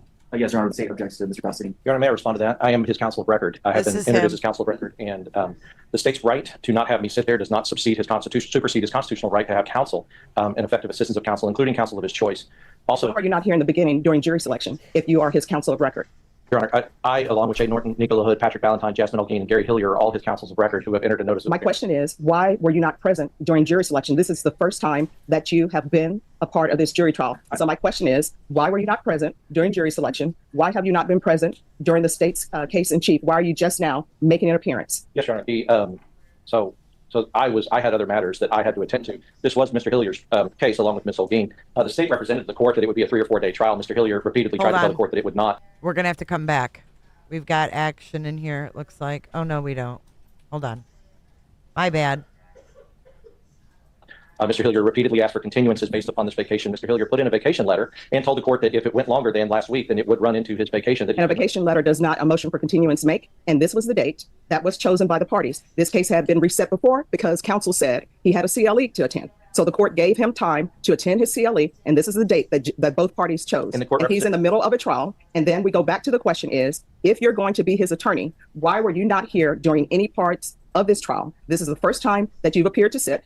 And if Mr. Hillier knew he was not going to be here, why did he not have you qualified before the jury? It would have been a simple matter of his asking the jury, we're going to have Jason Goss who may come sit with us. Does anybody know Jason Goss? Mr. Hillier believed based upon when the court set this case, if the court remembers, the court set it for last Monday.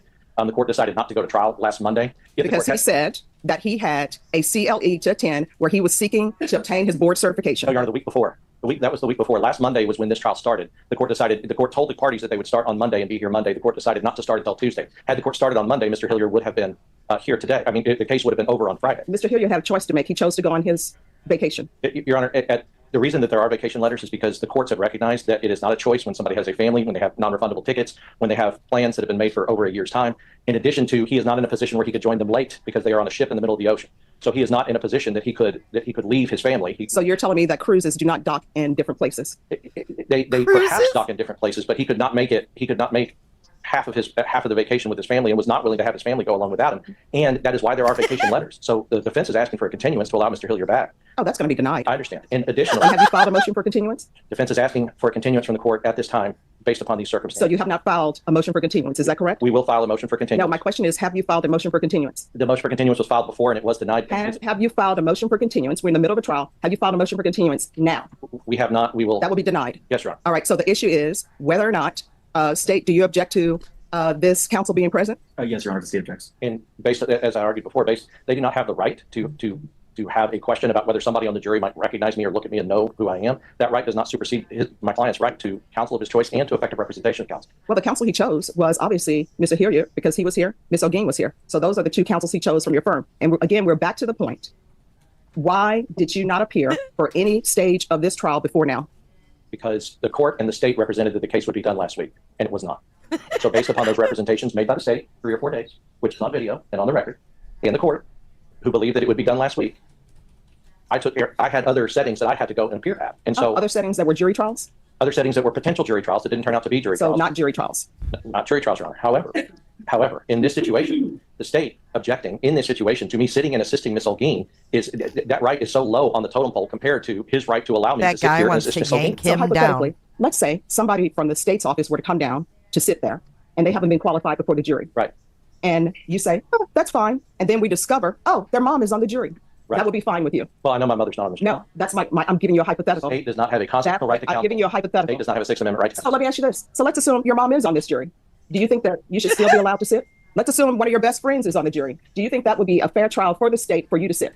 I think yes or no? I think that their issue with that would not outweigh his Sixth Amendment right. It's a constitutional right versus the state's disagreement or some possibility that does not exist.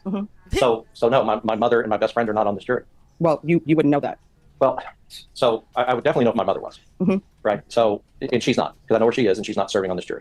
As far as the other balance, it's just a balance of rights. I mean, I am here. I'm willing to assist Ms. O'Gean. It is important for my client's rights and the Sixth Amendment right to allow me to do that. All right. Are the jurors present? All right. Let's line them up. Does anyone recognize or know the attorney, Jason Goss? If you do, please raise your hand. All right. So that the record is clear, no one has raised their hand. State, do you have any questions with regards to that matter? I know him. All right. Thank you. All right. With that being done, can I have attorney's approach? And at this point, the attorney was allowed to resume representing his client. Oh my God, that is hysterical. Lindsay, thank you for that. Lindsay, I never emailed you back either. About Hobbs. Hobbsies. Hobnob. Holy shit, that's funny as hell. So they were trying to add him after the fact because the guy was on a cruise. That's what I feel like happened. Somebody was on a cruise and didn't show up at court, so they sent him. That's what I got out of it. And they were like, who are you? And then he's like, oh, I want a continuance. But he didn't file a continuance. What a clown.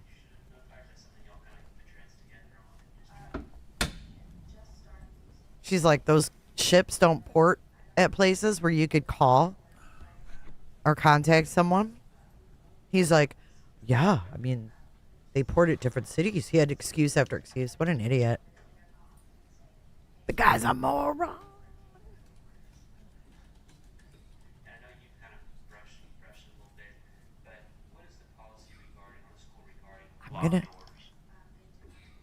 I'm gonna try to boost the audio so we can hear. Hold on. There we go.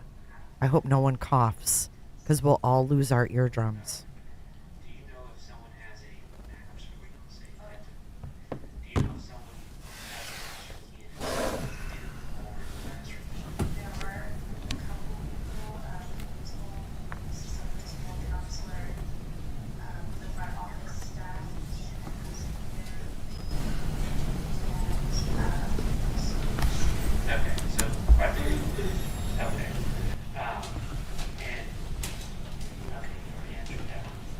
So is there any protocol on what y'all do under that situation?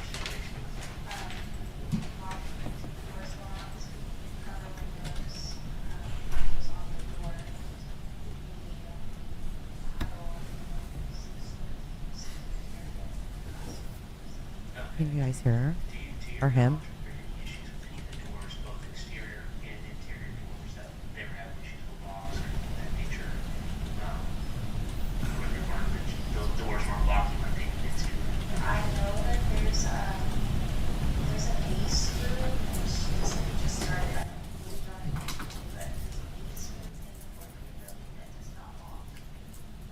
You have, Brendan?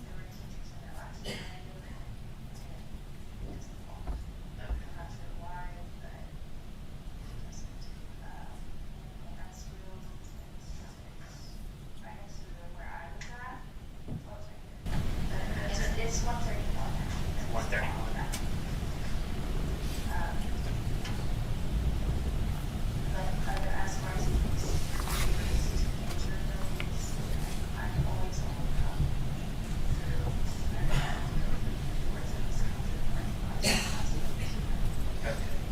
And so with 131, are there any students that are typically taught in 131, or that's kind of a spare room?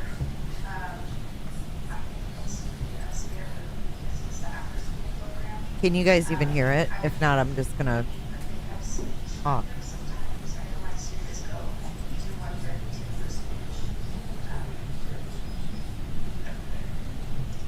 And is 132 conjoined with 131? Okay. Half. Yeah, alright. I'm gonna turn it down. I don't want our eardrums to get blasted. I couldn't hear it all either. But I'm assuming right now they're going over the statement.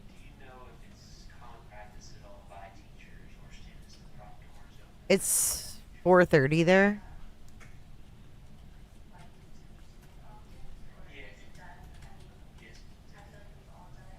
Yeah, she talks really soft. I wonder what he's writing down. No, I was just trying to boost the audio to see if we could hear it, but I don't think we could pick it up good enough.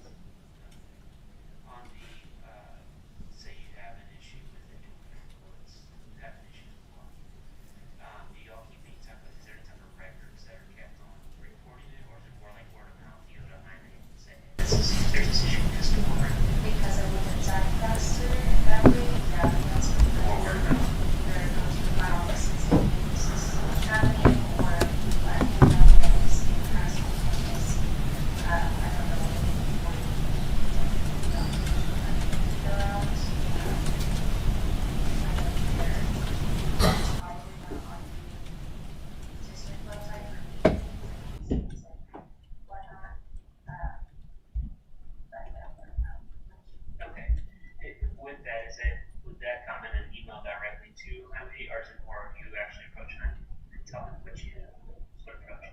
Okay. Is there anything that I haven't asked you that you think's important that you feel is pertinent to this?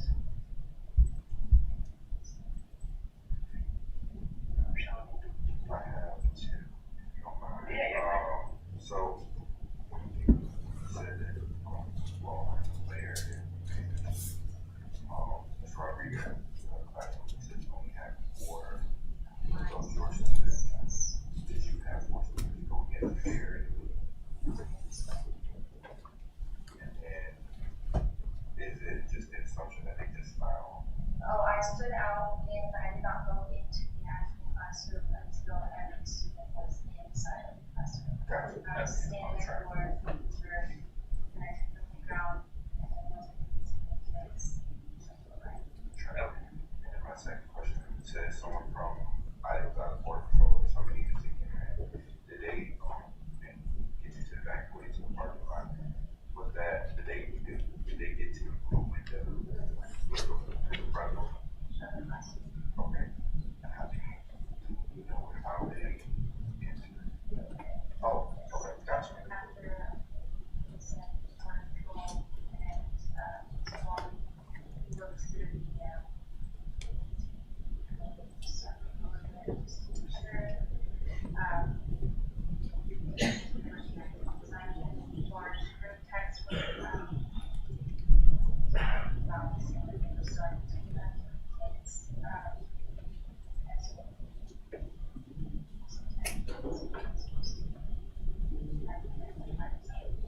Did you have any others? I'm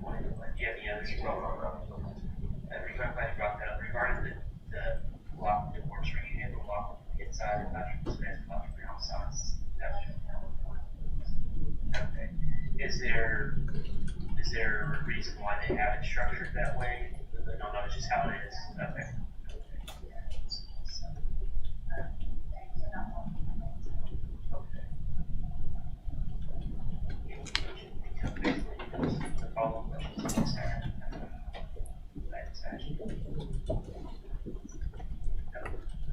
Would you be okay if something comes up in the future when there's one that you're challenging? Oh, perfect. Well, I appreciate you telling me this. Get it. Hopefully you're good tonight at 1:15 p.m. on Saturday.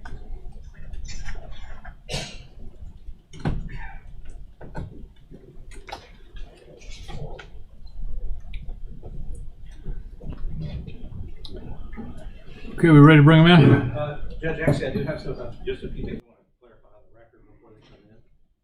Okay. Ms. Hale, you would agree with me in listening to the totality of your interview 4 days after that you never tell the ranger that you saw anybody that was dressed in black with long hair and a fire and a gun? Correct. You agree that you never told him that you saw dirt flying up on the playground? That was to you, I guess, putting two and two together, you felt like you were being shot at, which was your opinion. Correct. You never told the ranger any of those things. I'm listening to that now. Right, and that was 4 days after it happened. Correct. And you would agree he gave you every opportunity to say everything that you remembered about what happened. Yes. And seeing the shooter and seeing somebody with a gun on your school would have been something that you would have told him at the time. I would think so, yes. In the dirt and you connecting that to their bullets being fired in your direction. Yes. Okay. So the question I have is, when you talked to the prosecutor on those incidents, did you tell them those details about seeing the person in black and with long black hair or with long hair and a firearm? And did you tell them about seeing dirt being kicked up at the playground? I believe so, yes. All right, Your Honor. And so based on that, we have never gotten any notice from the prosecution. And that is clearly an inconsistent statement with the statement that she gave. The prosecution has never provided us. This is clear under Brady. It's clear under Michael Morton that if this is the first time that I'm hearing of this in a trial of this magnitude is when she testified on the stand about it. And so if she did report these things to the prosecution, we were entitled to that to prepare for this. And this is a trial by ambush. Okay. Response? We're checking to see if it is indeed part of the grand jury testimony that was turned over to them. Okay.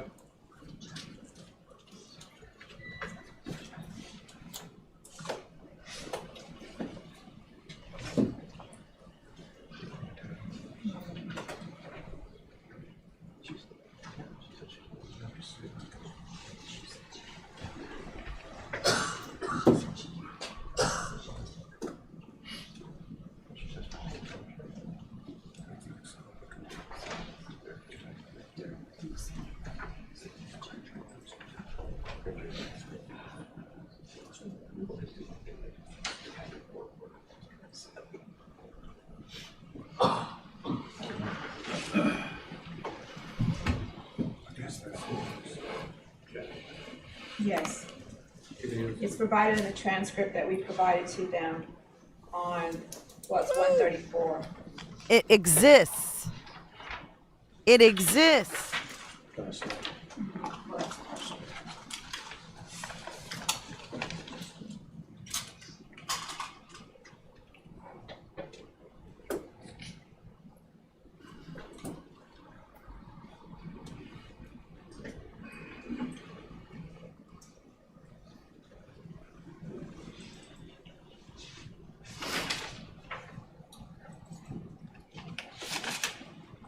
Here's the part that talks about the extension cord. I agree that she said that before.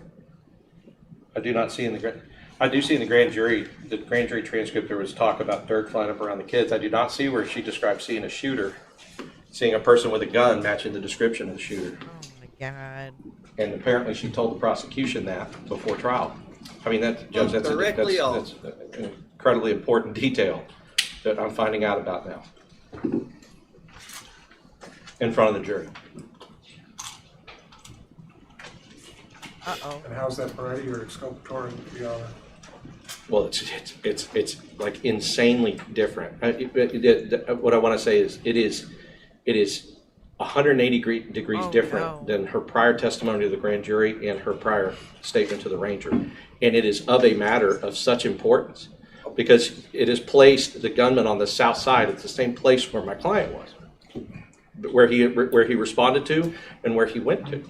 And so if this witness has told, and I understand witnesses testify, they remember things differently, but when the prosecution hears something that the witnesses remember differently than anything that we have, it's their obligation to provide that to us, because that would be what could be used for impeachment.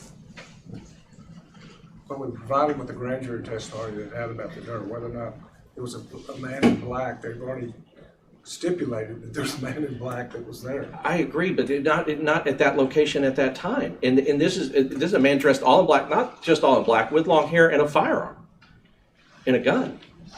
Like there was more than one man in black and a gun. But that's south end of Robb Elementary. The prosecution, I'm sure, is not trying to intentionally miss the point, which I'm sure that the court understands my point, which is it's not about who did the shooting. Of course, we all agree with that. But at what time, when and where and how, and what teachers had identified a shooter or had seen a shooter on campus?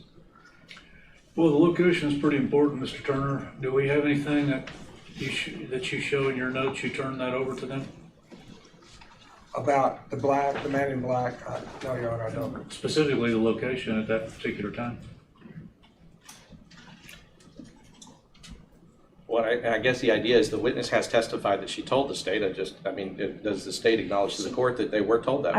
I believe so. Sorry. What? Yeah. I mean, the thing about it is that this woman was initially interviewed, in a very traumatic event. So there's going to be things that she remembers, or as time goes on. But I agree with Mr. Turner, that's not exculpatory.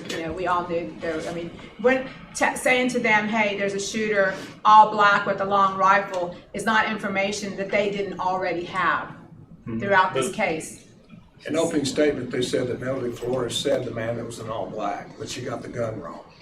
So this is I think his complaint is more to the location of the man in black in relationship to where his client was.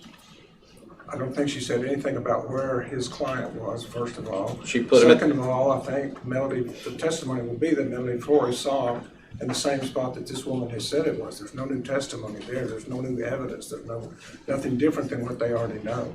She never told us that the specific location that she saw him, about that south end of the door. She never told us that. Okay. So what are you asking for? Well,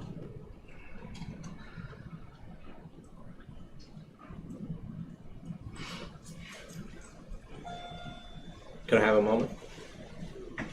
Pretty quick, yeah. Yeah, just What are you asking for? You don't know? Yeah. What is going on?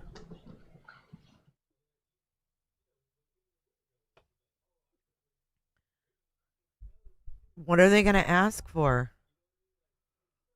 Look at the three amigos.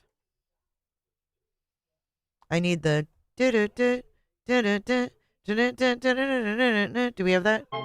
There it is. What are they doing?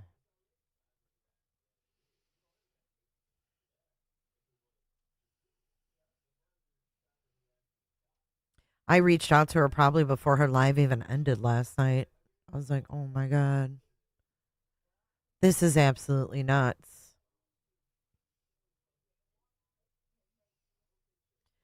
Like, why is he making such a big deal if he doesn't know what he wants out of it? Oh shit, now they're talking to him. Do you think that a mistrial would be granted? Why can't they just strike the witness? Finish the record, so go ahead. Before they ask for their remedy, we'll go ahead and ask your question. As far as the conversation you had with the prosecutors and the man in black, Did you discuss, or do you have a firm memory that you discussed where he was, or did you simply discuss him and you saw the man in black? I don't remember. Are you talking like during the grand jury?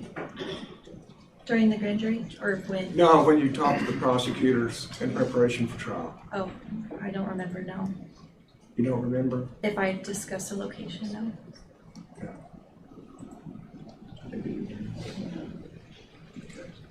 And I'd also like to ask Miss Mitchell, do you have any notes that we're discussing where? I guess if we're gonna take testimony, I'll tell you what, ma'am, let's do this. I don't want you going back up to the fourth floor. Could you go with one of our bailiffs and just step out in the hall momentarily, and we'll bring you right back in? Don't talk to anybody about the case if you do me that favor.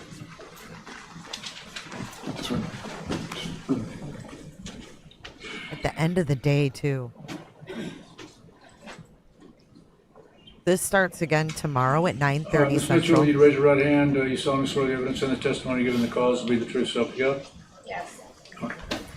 Mr. Turner, we can just do it from council table if nobody objects. Go ahead. Thank you. Were you there and conducted an interview with Stephanie Hill? Yes, for trial preparation. And did you take notes as a part of that? Yes. Do you have any notes as to Ms. Hale telling the prosecution where the man in black was? No, she told us there was a man in black. She looked, she saw a man in black with a long rifle. But she didn't tell us that he was specifically at that location at the south end on the sidewalk. She did say. Thank you. And I'd also call Mr. Garza, Your Honor. Oh, I'm sorry, pass the witness. Yeah, but clarify for me, what was in the grand jury testimony that you did disclose? That there was dirt flying up. Okay, all right. Yeah. Question. Ms. Mitchell, the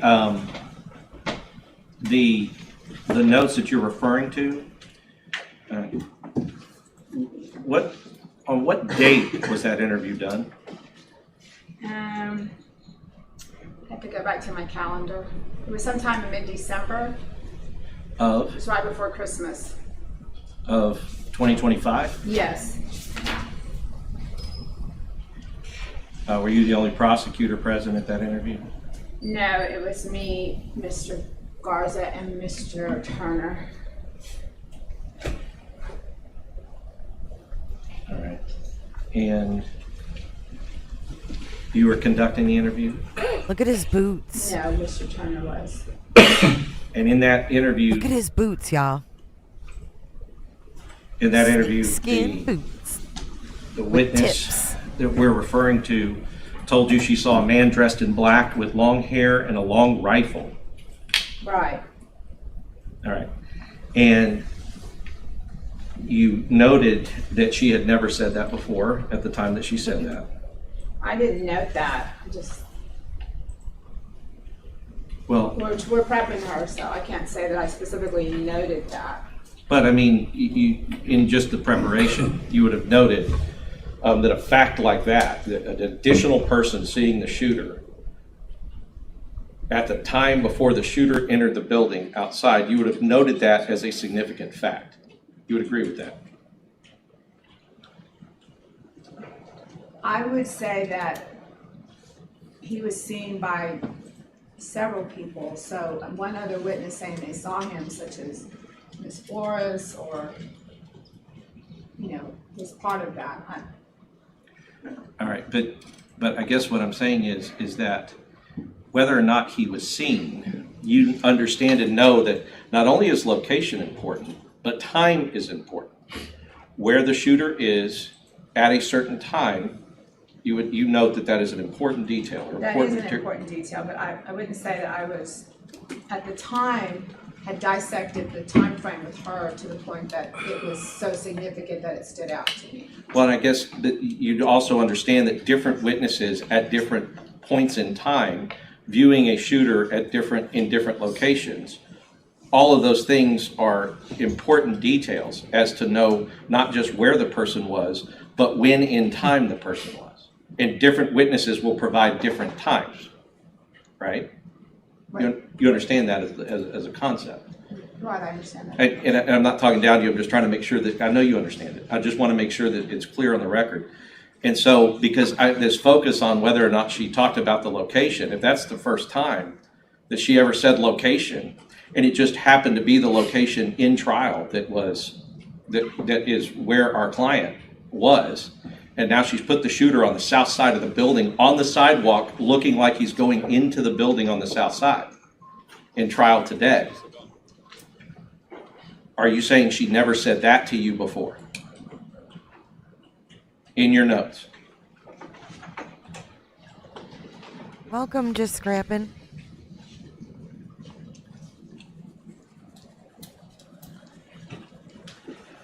Court TV's talking about the boots too. They're saying they're alligators.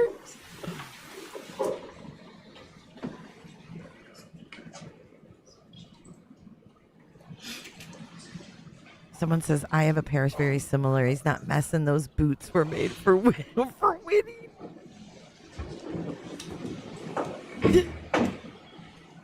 I don't like him at all. He is. Okay, were you asking me two different questions, like seeing him there versus seeing him specifically on the sidewalk? The term "the sidewalk" today caught me off guard because I had never heard that before. Had you ever heard her say that she had seen him either going into the south side of the building or approaching the south door? No. Did she ever tell you that he was on the south side of the building? Thank you for your support. So nothing in your notes. Now, okay, so here's my question. At a time when you're talking to a witness and for the first time they're telling you that they saw the shooter, neither prosecutor or anyone in the room thought to ask her, where did you see the shooter? That wasn't a question that came up in anybody's mind to ask her where the shooter was?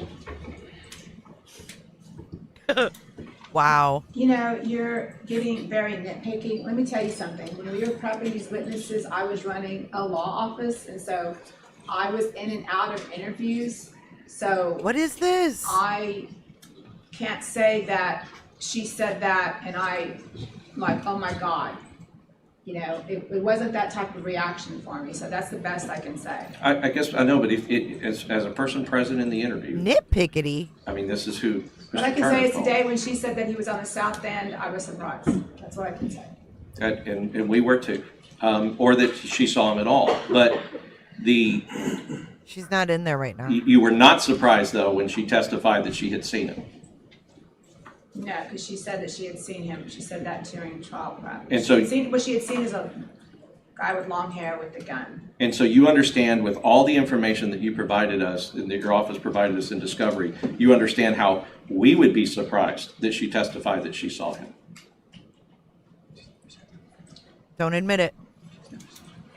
Don't admit it. No, because I would assume that y'all knew that, given everything, given all the information that's been provided to y'all, that y'all would know that he's, the testimony, the evidence is that he's on that south end of that building shooting into room 102, right? And so if he's at 102, that's the farthest room on that end, on that south end, then somebody's going to see him because there's casings from that room. But somebody is going to see him versus a person in a particular place at a particular time saw him has a lot of relative. It's a whole different thing. And you would agree with that. That's why I was asking that question. Place and time are both important considerations when we're talking about Adrian Gonzales' conduct. What he saw, what he could see, what he could know, what others knew. Those are all important considerations. But we already have other witnesses that say that he was that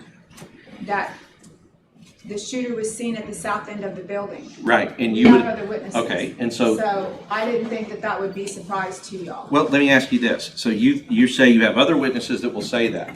And now you have provided, you would agree, you have provided a witness that will corroborate those other witnesses, right? And make those other witnesses seem more credible instead of their testimony standing alone. Right? Right. Okay. And so that would be an important thing for us to know before we started this trial. And to know when you knew it. You would agree with him. I would agree that that was already known, that was out there. Well, I don't understand why it's a surprise to you. Because you didn't report it when she told you that. That's why, because you didn't turn it over when she told you that, and it was something she had never said before. And I think you will agree with me that has not been turned over by your office in any shape or form before. Well, I would agree with you that I so asked you to come to my office and review our file. That was on the record. I said, I want y'all to come look through our complete file to make sure that you have everything. And that was agreed to, but then I was never contacted. So I did make our file available. That guy back there is on mad. the record before trial. See him? And you understand the prosecutor's obligation is not on the defense. The prosecutor's obligation No, I belongs solely understand to that, the but I wanted to prosecution. make sure that this is tons of evidence. I wanted to make sure y'all had everything. You know, made our discovery portal available. We gave y'all a server. I wanted to make sure y'all had everything. So I did make that available. I pass the witness. I had a few follow-up questions on timing, if I may. Ms. Mitchell, to start with, there are casings not only in front of 102, but also south of that. Is that correct? Yes. And those casings are not attributable to anybody other than the shooter. Is that correct? That's right. And both pictures and statements have been given as to that. Yes. Is that correct? And as far as timing, the only timing this witness has said is when she heard firecrackers, she headed to her building and saw the defendant. I mean, the gun. Is that correct? Right. Did she say anything about Adrian Gonzales being there or not being there? No. Did she testify in anything about Adrian Gonzales being there or not No. being there? So the timing is simply that is she hears what she believes to be firecrackers, and where there are casings, she sees the man in black. Is that correct? Right. And so how does that timing in any way impact Adrian Gonzales? I mean, it's speculation in that sense, because she can't know our defensive strategy or what we're doing. But it's pretty clear, Judge, it's pretty clear that we have these things down to the second.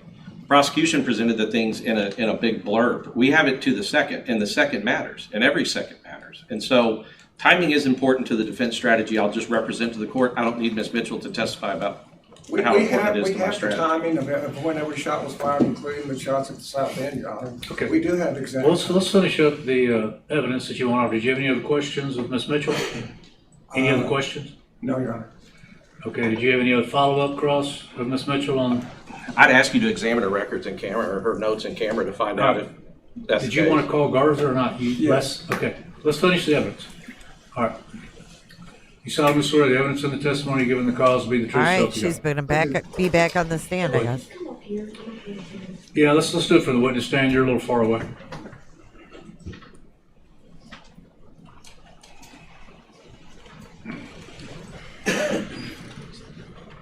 Okay, thank you, sir. Go ahead. Thank you. Tell us who you are. My name is Ricardo Garza Jr. New And what do witness. you do for a living? I'm an investigator for the DA's office in Uvalde County. Were you present when Stephanie Hale was interviewed? Yes.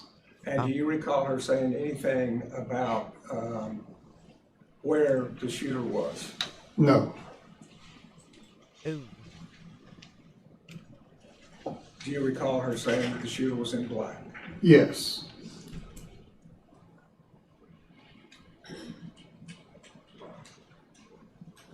And did she say anything about the white car or Adrian Gonzales during that period of time? No. Did she ever give any testimony about seeing Adrian Gonzales or where he was in proximity to the shooter? No. And did she give any indication of timing? No. Was she looking at a phone, a cell phone, as to timing? No. Whether in minutes or seconds? No. So she could give us no clue as to what time she saw the person in black? Correct.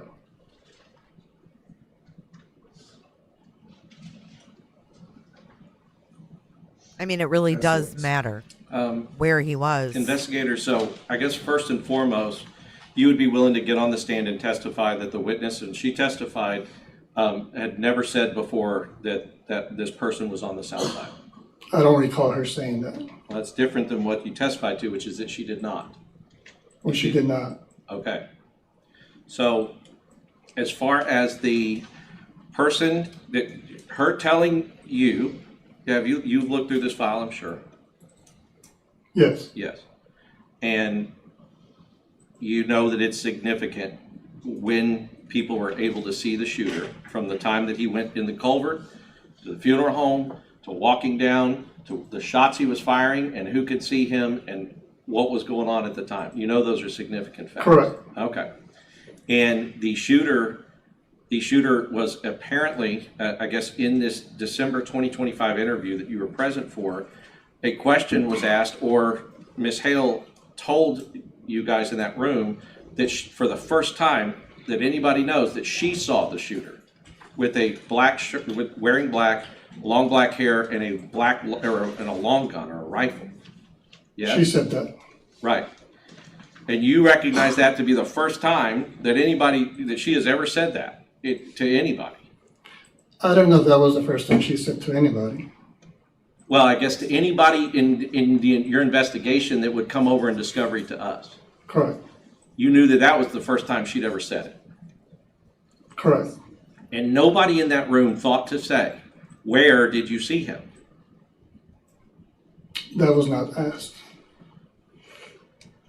Okay, so as an investigator, as prosecutors, you have a significant fact that's come out, and you're saying there was no follow-up questions to her saying that she saw a man dressed in black with a rifle and long hair. Nobody followed up. Nobody said where. Where were you and where was he when you saw him? That was not asked. As an investigator, you understand that follow-up question would be a common question that any investigator or prosecutor that you know of would ask if somebody has come up and said a material fact like that. Where were you and where was he? His veins are popping out. Correct. And nobody in that room asked. Correct. Look at his veins. I'll pass the witness. No further questions. Oof. Okay, you step down, have a seat back at I'd be council getting table. anxiety too. May I Shit. address the court on one issue, Your Honor? Yes, sir. I'd just like to point out that the indictment says it accuses Adrian Gonzales of the time that occurred after Melody Flores informed him where the shooter was. That's the time that is relevant and material to this case. Where the shooter was at any time before that has no bearing on Adrian Gonzales or his conduct in this case. Well, we can't delve into their trial strategy, but I'm gleaning that there is some issue in that regard for the trial strategy. So, any other evidence on the matter? Not from the defense, Your Honor. Okay. Arguments? I guess, well, the only thing that I would like to ask, because we started to speak to my client and then they put on more evidence, so I had to come sit over here. I'd just like a brief moment to talk to him. I mean, it's his case. It's his part of. I want to know how he feels about, because there's certain remedies that are severe. Well, there's several remedies, Heath, et cetera, that we can talk about, but yeah, talk to him. Thank you, Judge.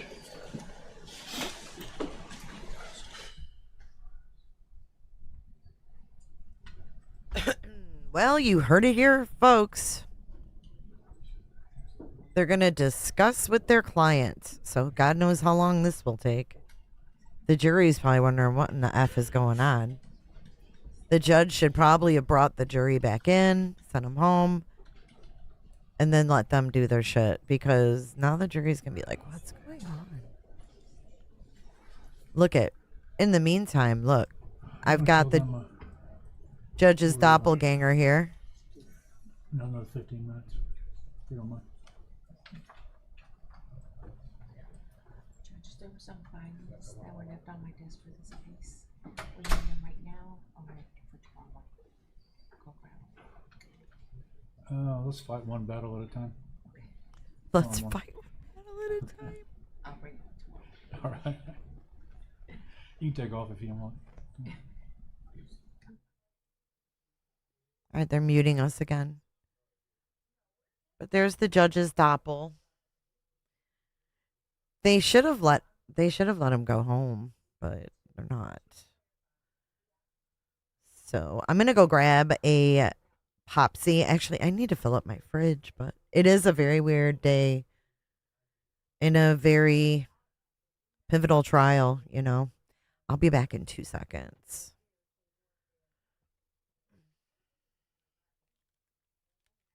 I'm telling you, he looks just like him. All right, I'll be right back.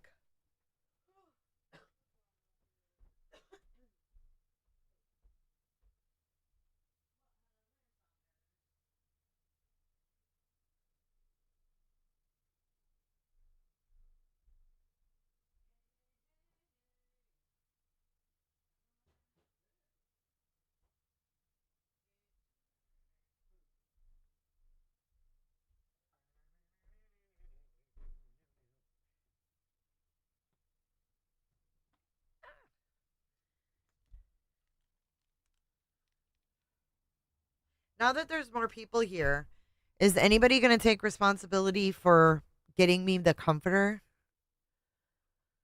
Ouch. Can I show Adrian before and now? I thought I had Adrian up there.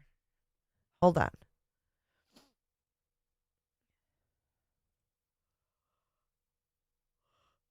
I thought I had him up here. Oh my gosh, I'm tired. I forgot how tiring it is to stream these trials. Okay, add. I don't know why it's not there anymore.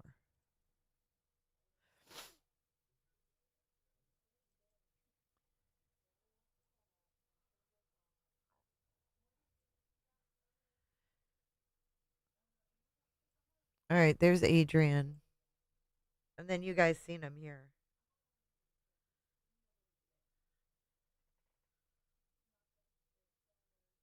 I know. Were they holding hands? No, they weren't. It looked like it. Let's get a better. What you saw to their bullet. Her telling you.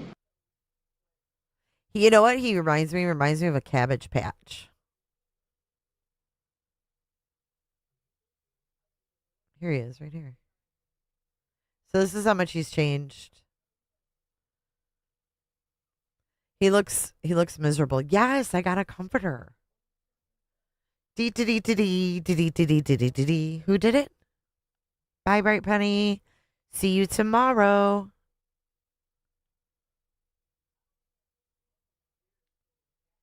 Moments. Do you think that's funny? I really thought you were being serious. I was like, what happened?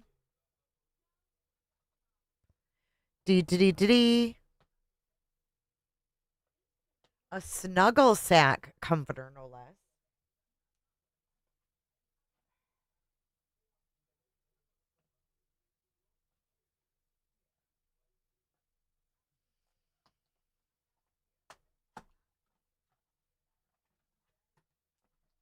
Oh,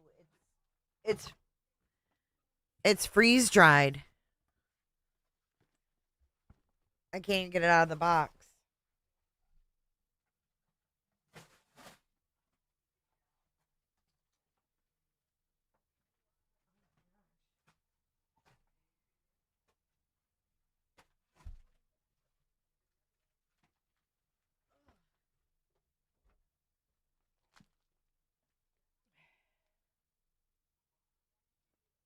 Yeah, it's freeze dried.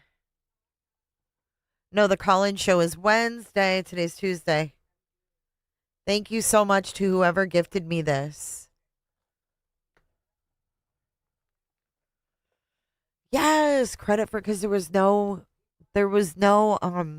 thing in the box. I did, Higgins. I don't know who she is though.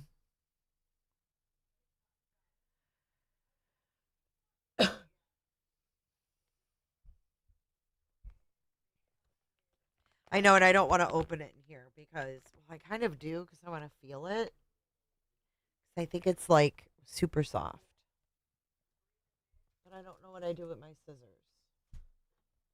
I'm so unorganized. If you could see my desk.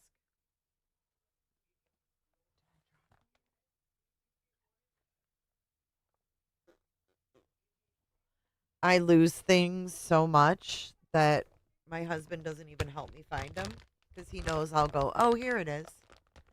I wonder if he's had to hire security. I don't know. It'll blow you out of your chair. Wouldn't that be funny? You guys see me go, whoo. know. Maybe it's from Gray. Do you think it's from Gray? I did say last night I wanted a $300 Mormon blanket. Shrink wrapped. There you go, squeaky wheel.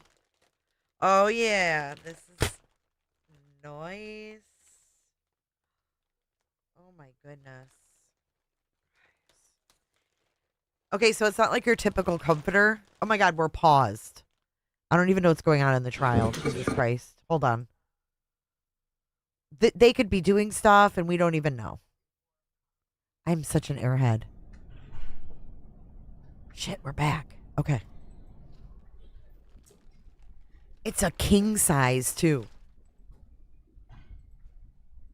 how beautiful.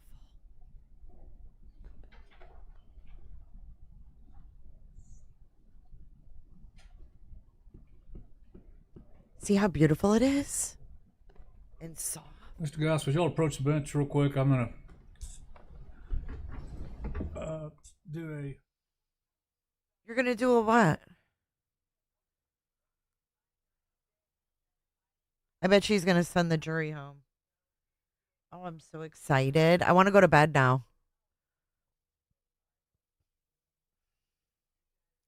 There's a company called Coma Inducer, and oh, I never heard of that. Like, I just want to go to bed. Oh, man. I'm so lucky. Thank you so much. I got my kids these snuggle sacks, and my granddaughter loves it. It's not from Gray Bay. It's a snuggle sack. Not the sack you're thinking of, sickos. Snuggle SAC. These nuts. I don't know. Do you want to go back and see if he said what he wanted? We might have missed it. You solemnly swear the evidence in the testimony. We left around here.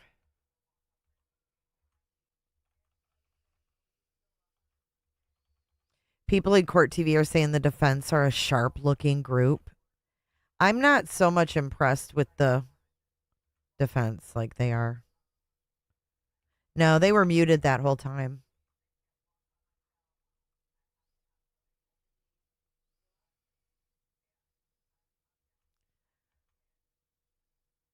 So they're reading something. They're all talking.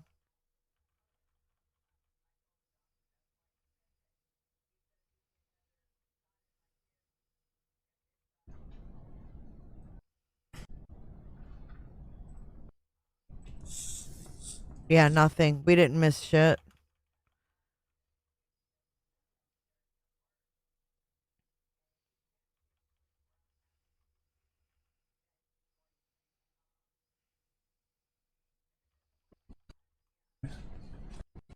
Okay, here we go. You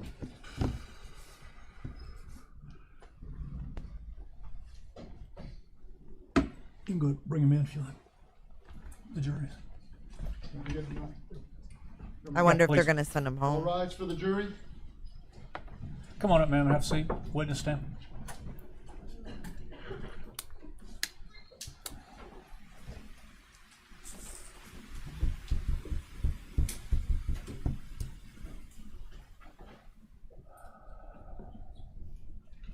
The defense has a Sig Sauer sticker on his laptop. Minky Couture.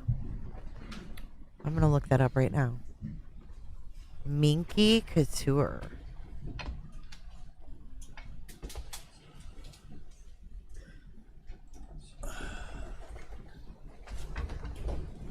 Hugs blanket. Okay, please be seated in the courtroom. Oh, here they are. Holy shit. Ladies and gentlemen, we had to take up a matter required by law outside your presence. As I've told you before, please don't hold it against either side. We need to, because of issues that arose during that hearing, we were already going to have to quit tomorrow for the medical appointment at noon or 1 o'clock. So we were not going to be here in the afternoon. To further deal with this issue, I'm going to continue this matter till Thursday morning at 9 o'clock for the jury. We will be here tomorrow dealing with a matter outside your presence, but I'm continuing the jury until 9 a.m. Thursday morning, and hopefully all the other issues can get resolved during that period. So thank all of you for your consideration and your patience. It's very, very, very, very important with this day delay that you remember my instructions and do not read anything, watch anything, or listen to anything that may be in the media about the case. Don't make any personal investigations. Don't talk to anybody about the case, and don't let anybody talk to you. We will start on time, 9 a.m. Thursday, with this witness back on the stand. So have a good day off. I hope everything works out otherwise, and we'll see you at 9 a.m. on Thursday. Would everyone rise for the jury? Thank you, Elizabeth. I don't, if you didn't put your YouTube name, I won't. Evening. Thank you all very much. I won't know who it's from.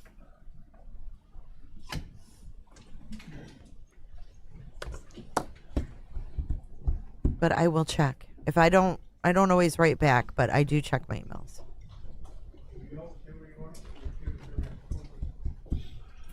I don't get it, paper cut. Okay, you can be seated in the courtroom.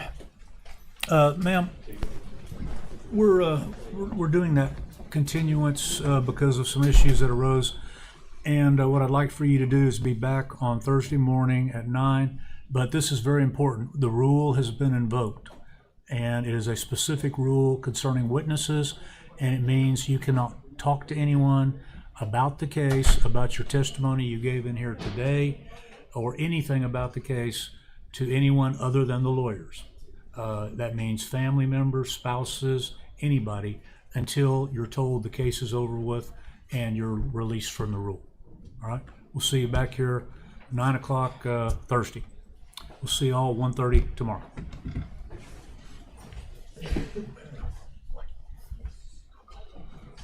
Everybody's leaving then, right? 1:30 tomorrow? Is it going to be streamed? Oh, okay, Court TV said if streaming is allowed, it will be on Court TV. His charges? He is charged with 29 counts of endangering a child. What's the other charge?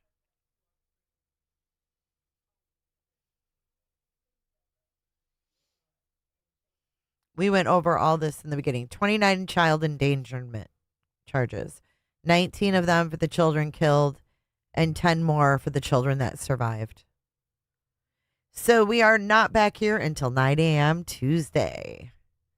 So guess what? That means call-in show tomorrow on Everyday with Jay.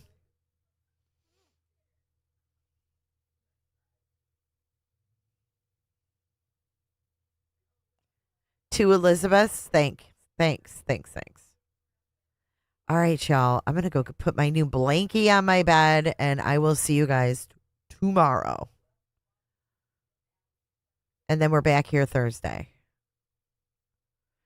All right, guys. Thank you for listening to this heavy testimony. I couldn't think of watching it with anybody else, and thanks for making me laugh in between. Let's go ahead and get on out of here. Thank you guys for your support today. I'll see you guys in the next one. Thank you, mods, and everybody who became a member today. You guys are amazing. Thank you. All right. Bye, guys. Thank you so much for watching. If you enjoyed this live stream or video, make sure to give it a thumbs up and hit that subscribe button so you don't miss out on my latest content. Want to take it a step further? Bring it all in. And join our community clickers by becoming a Patreon or a YouTube member. You'll get exclusive access to our Discord server, special channel perks, and much more. Until then, I'll see you in the next one. Click. It's real easy, man.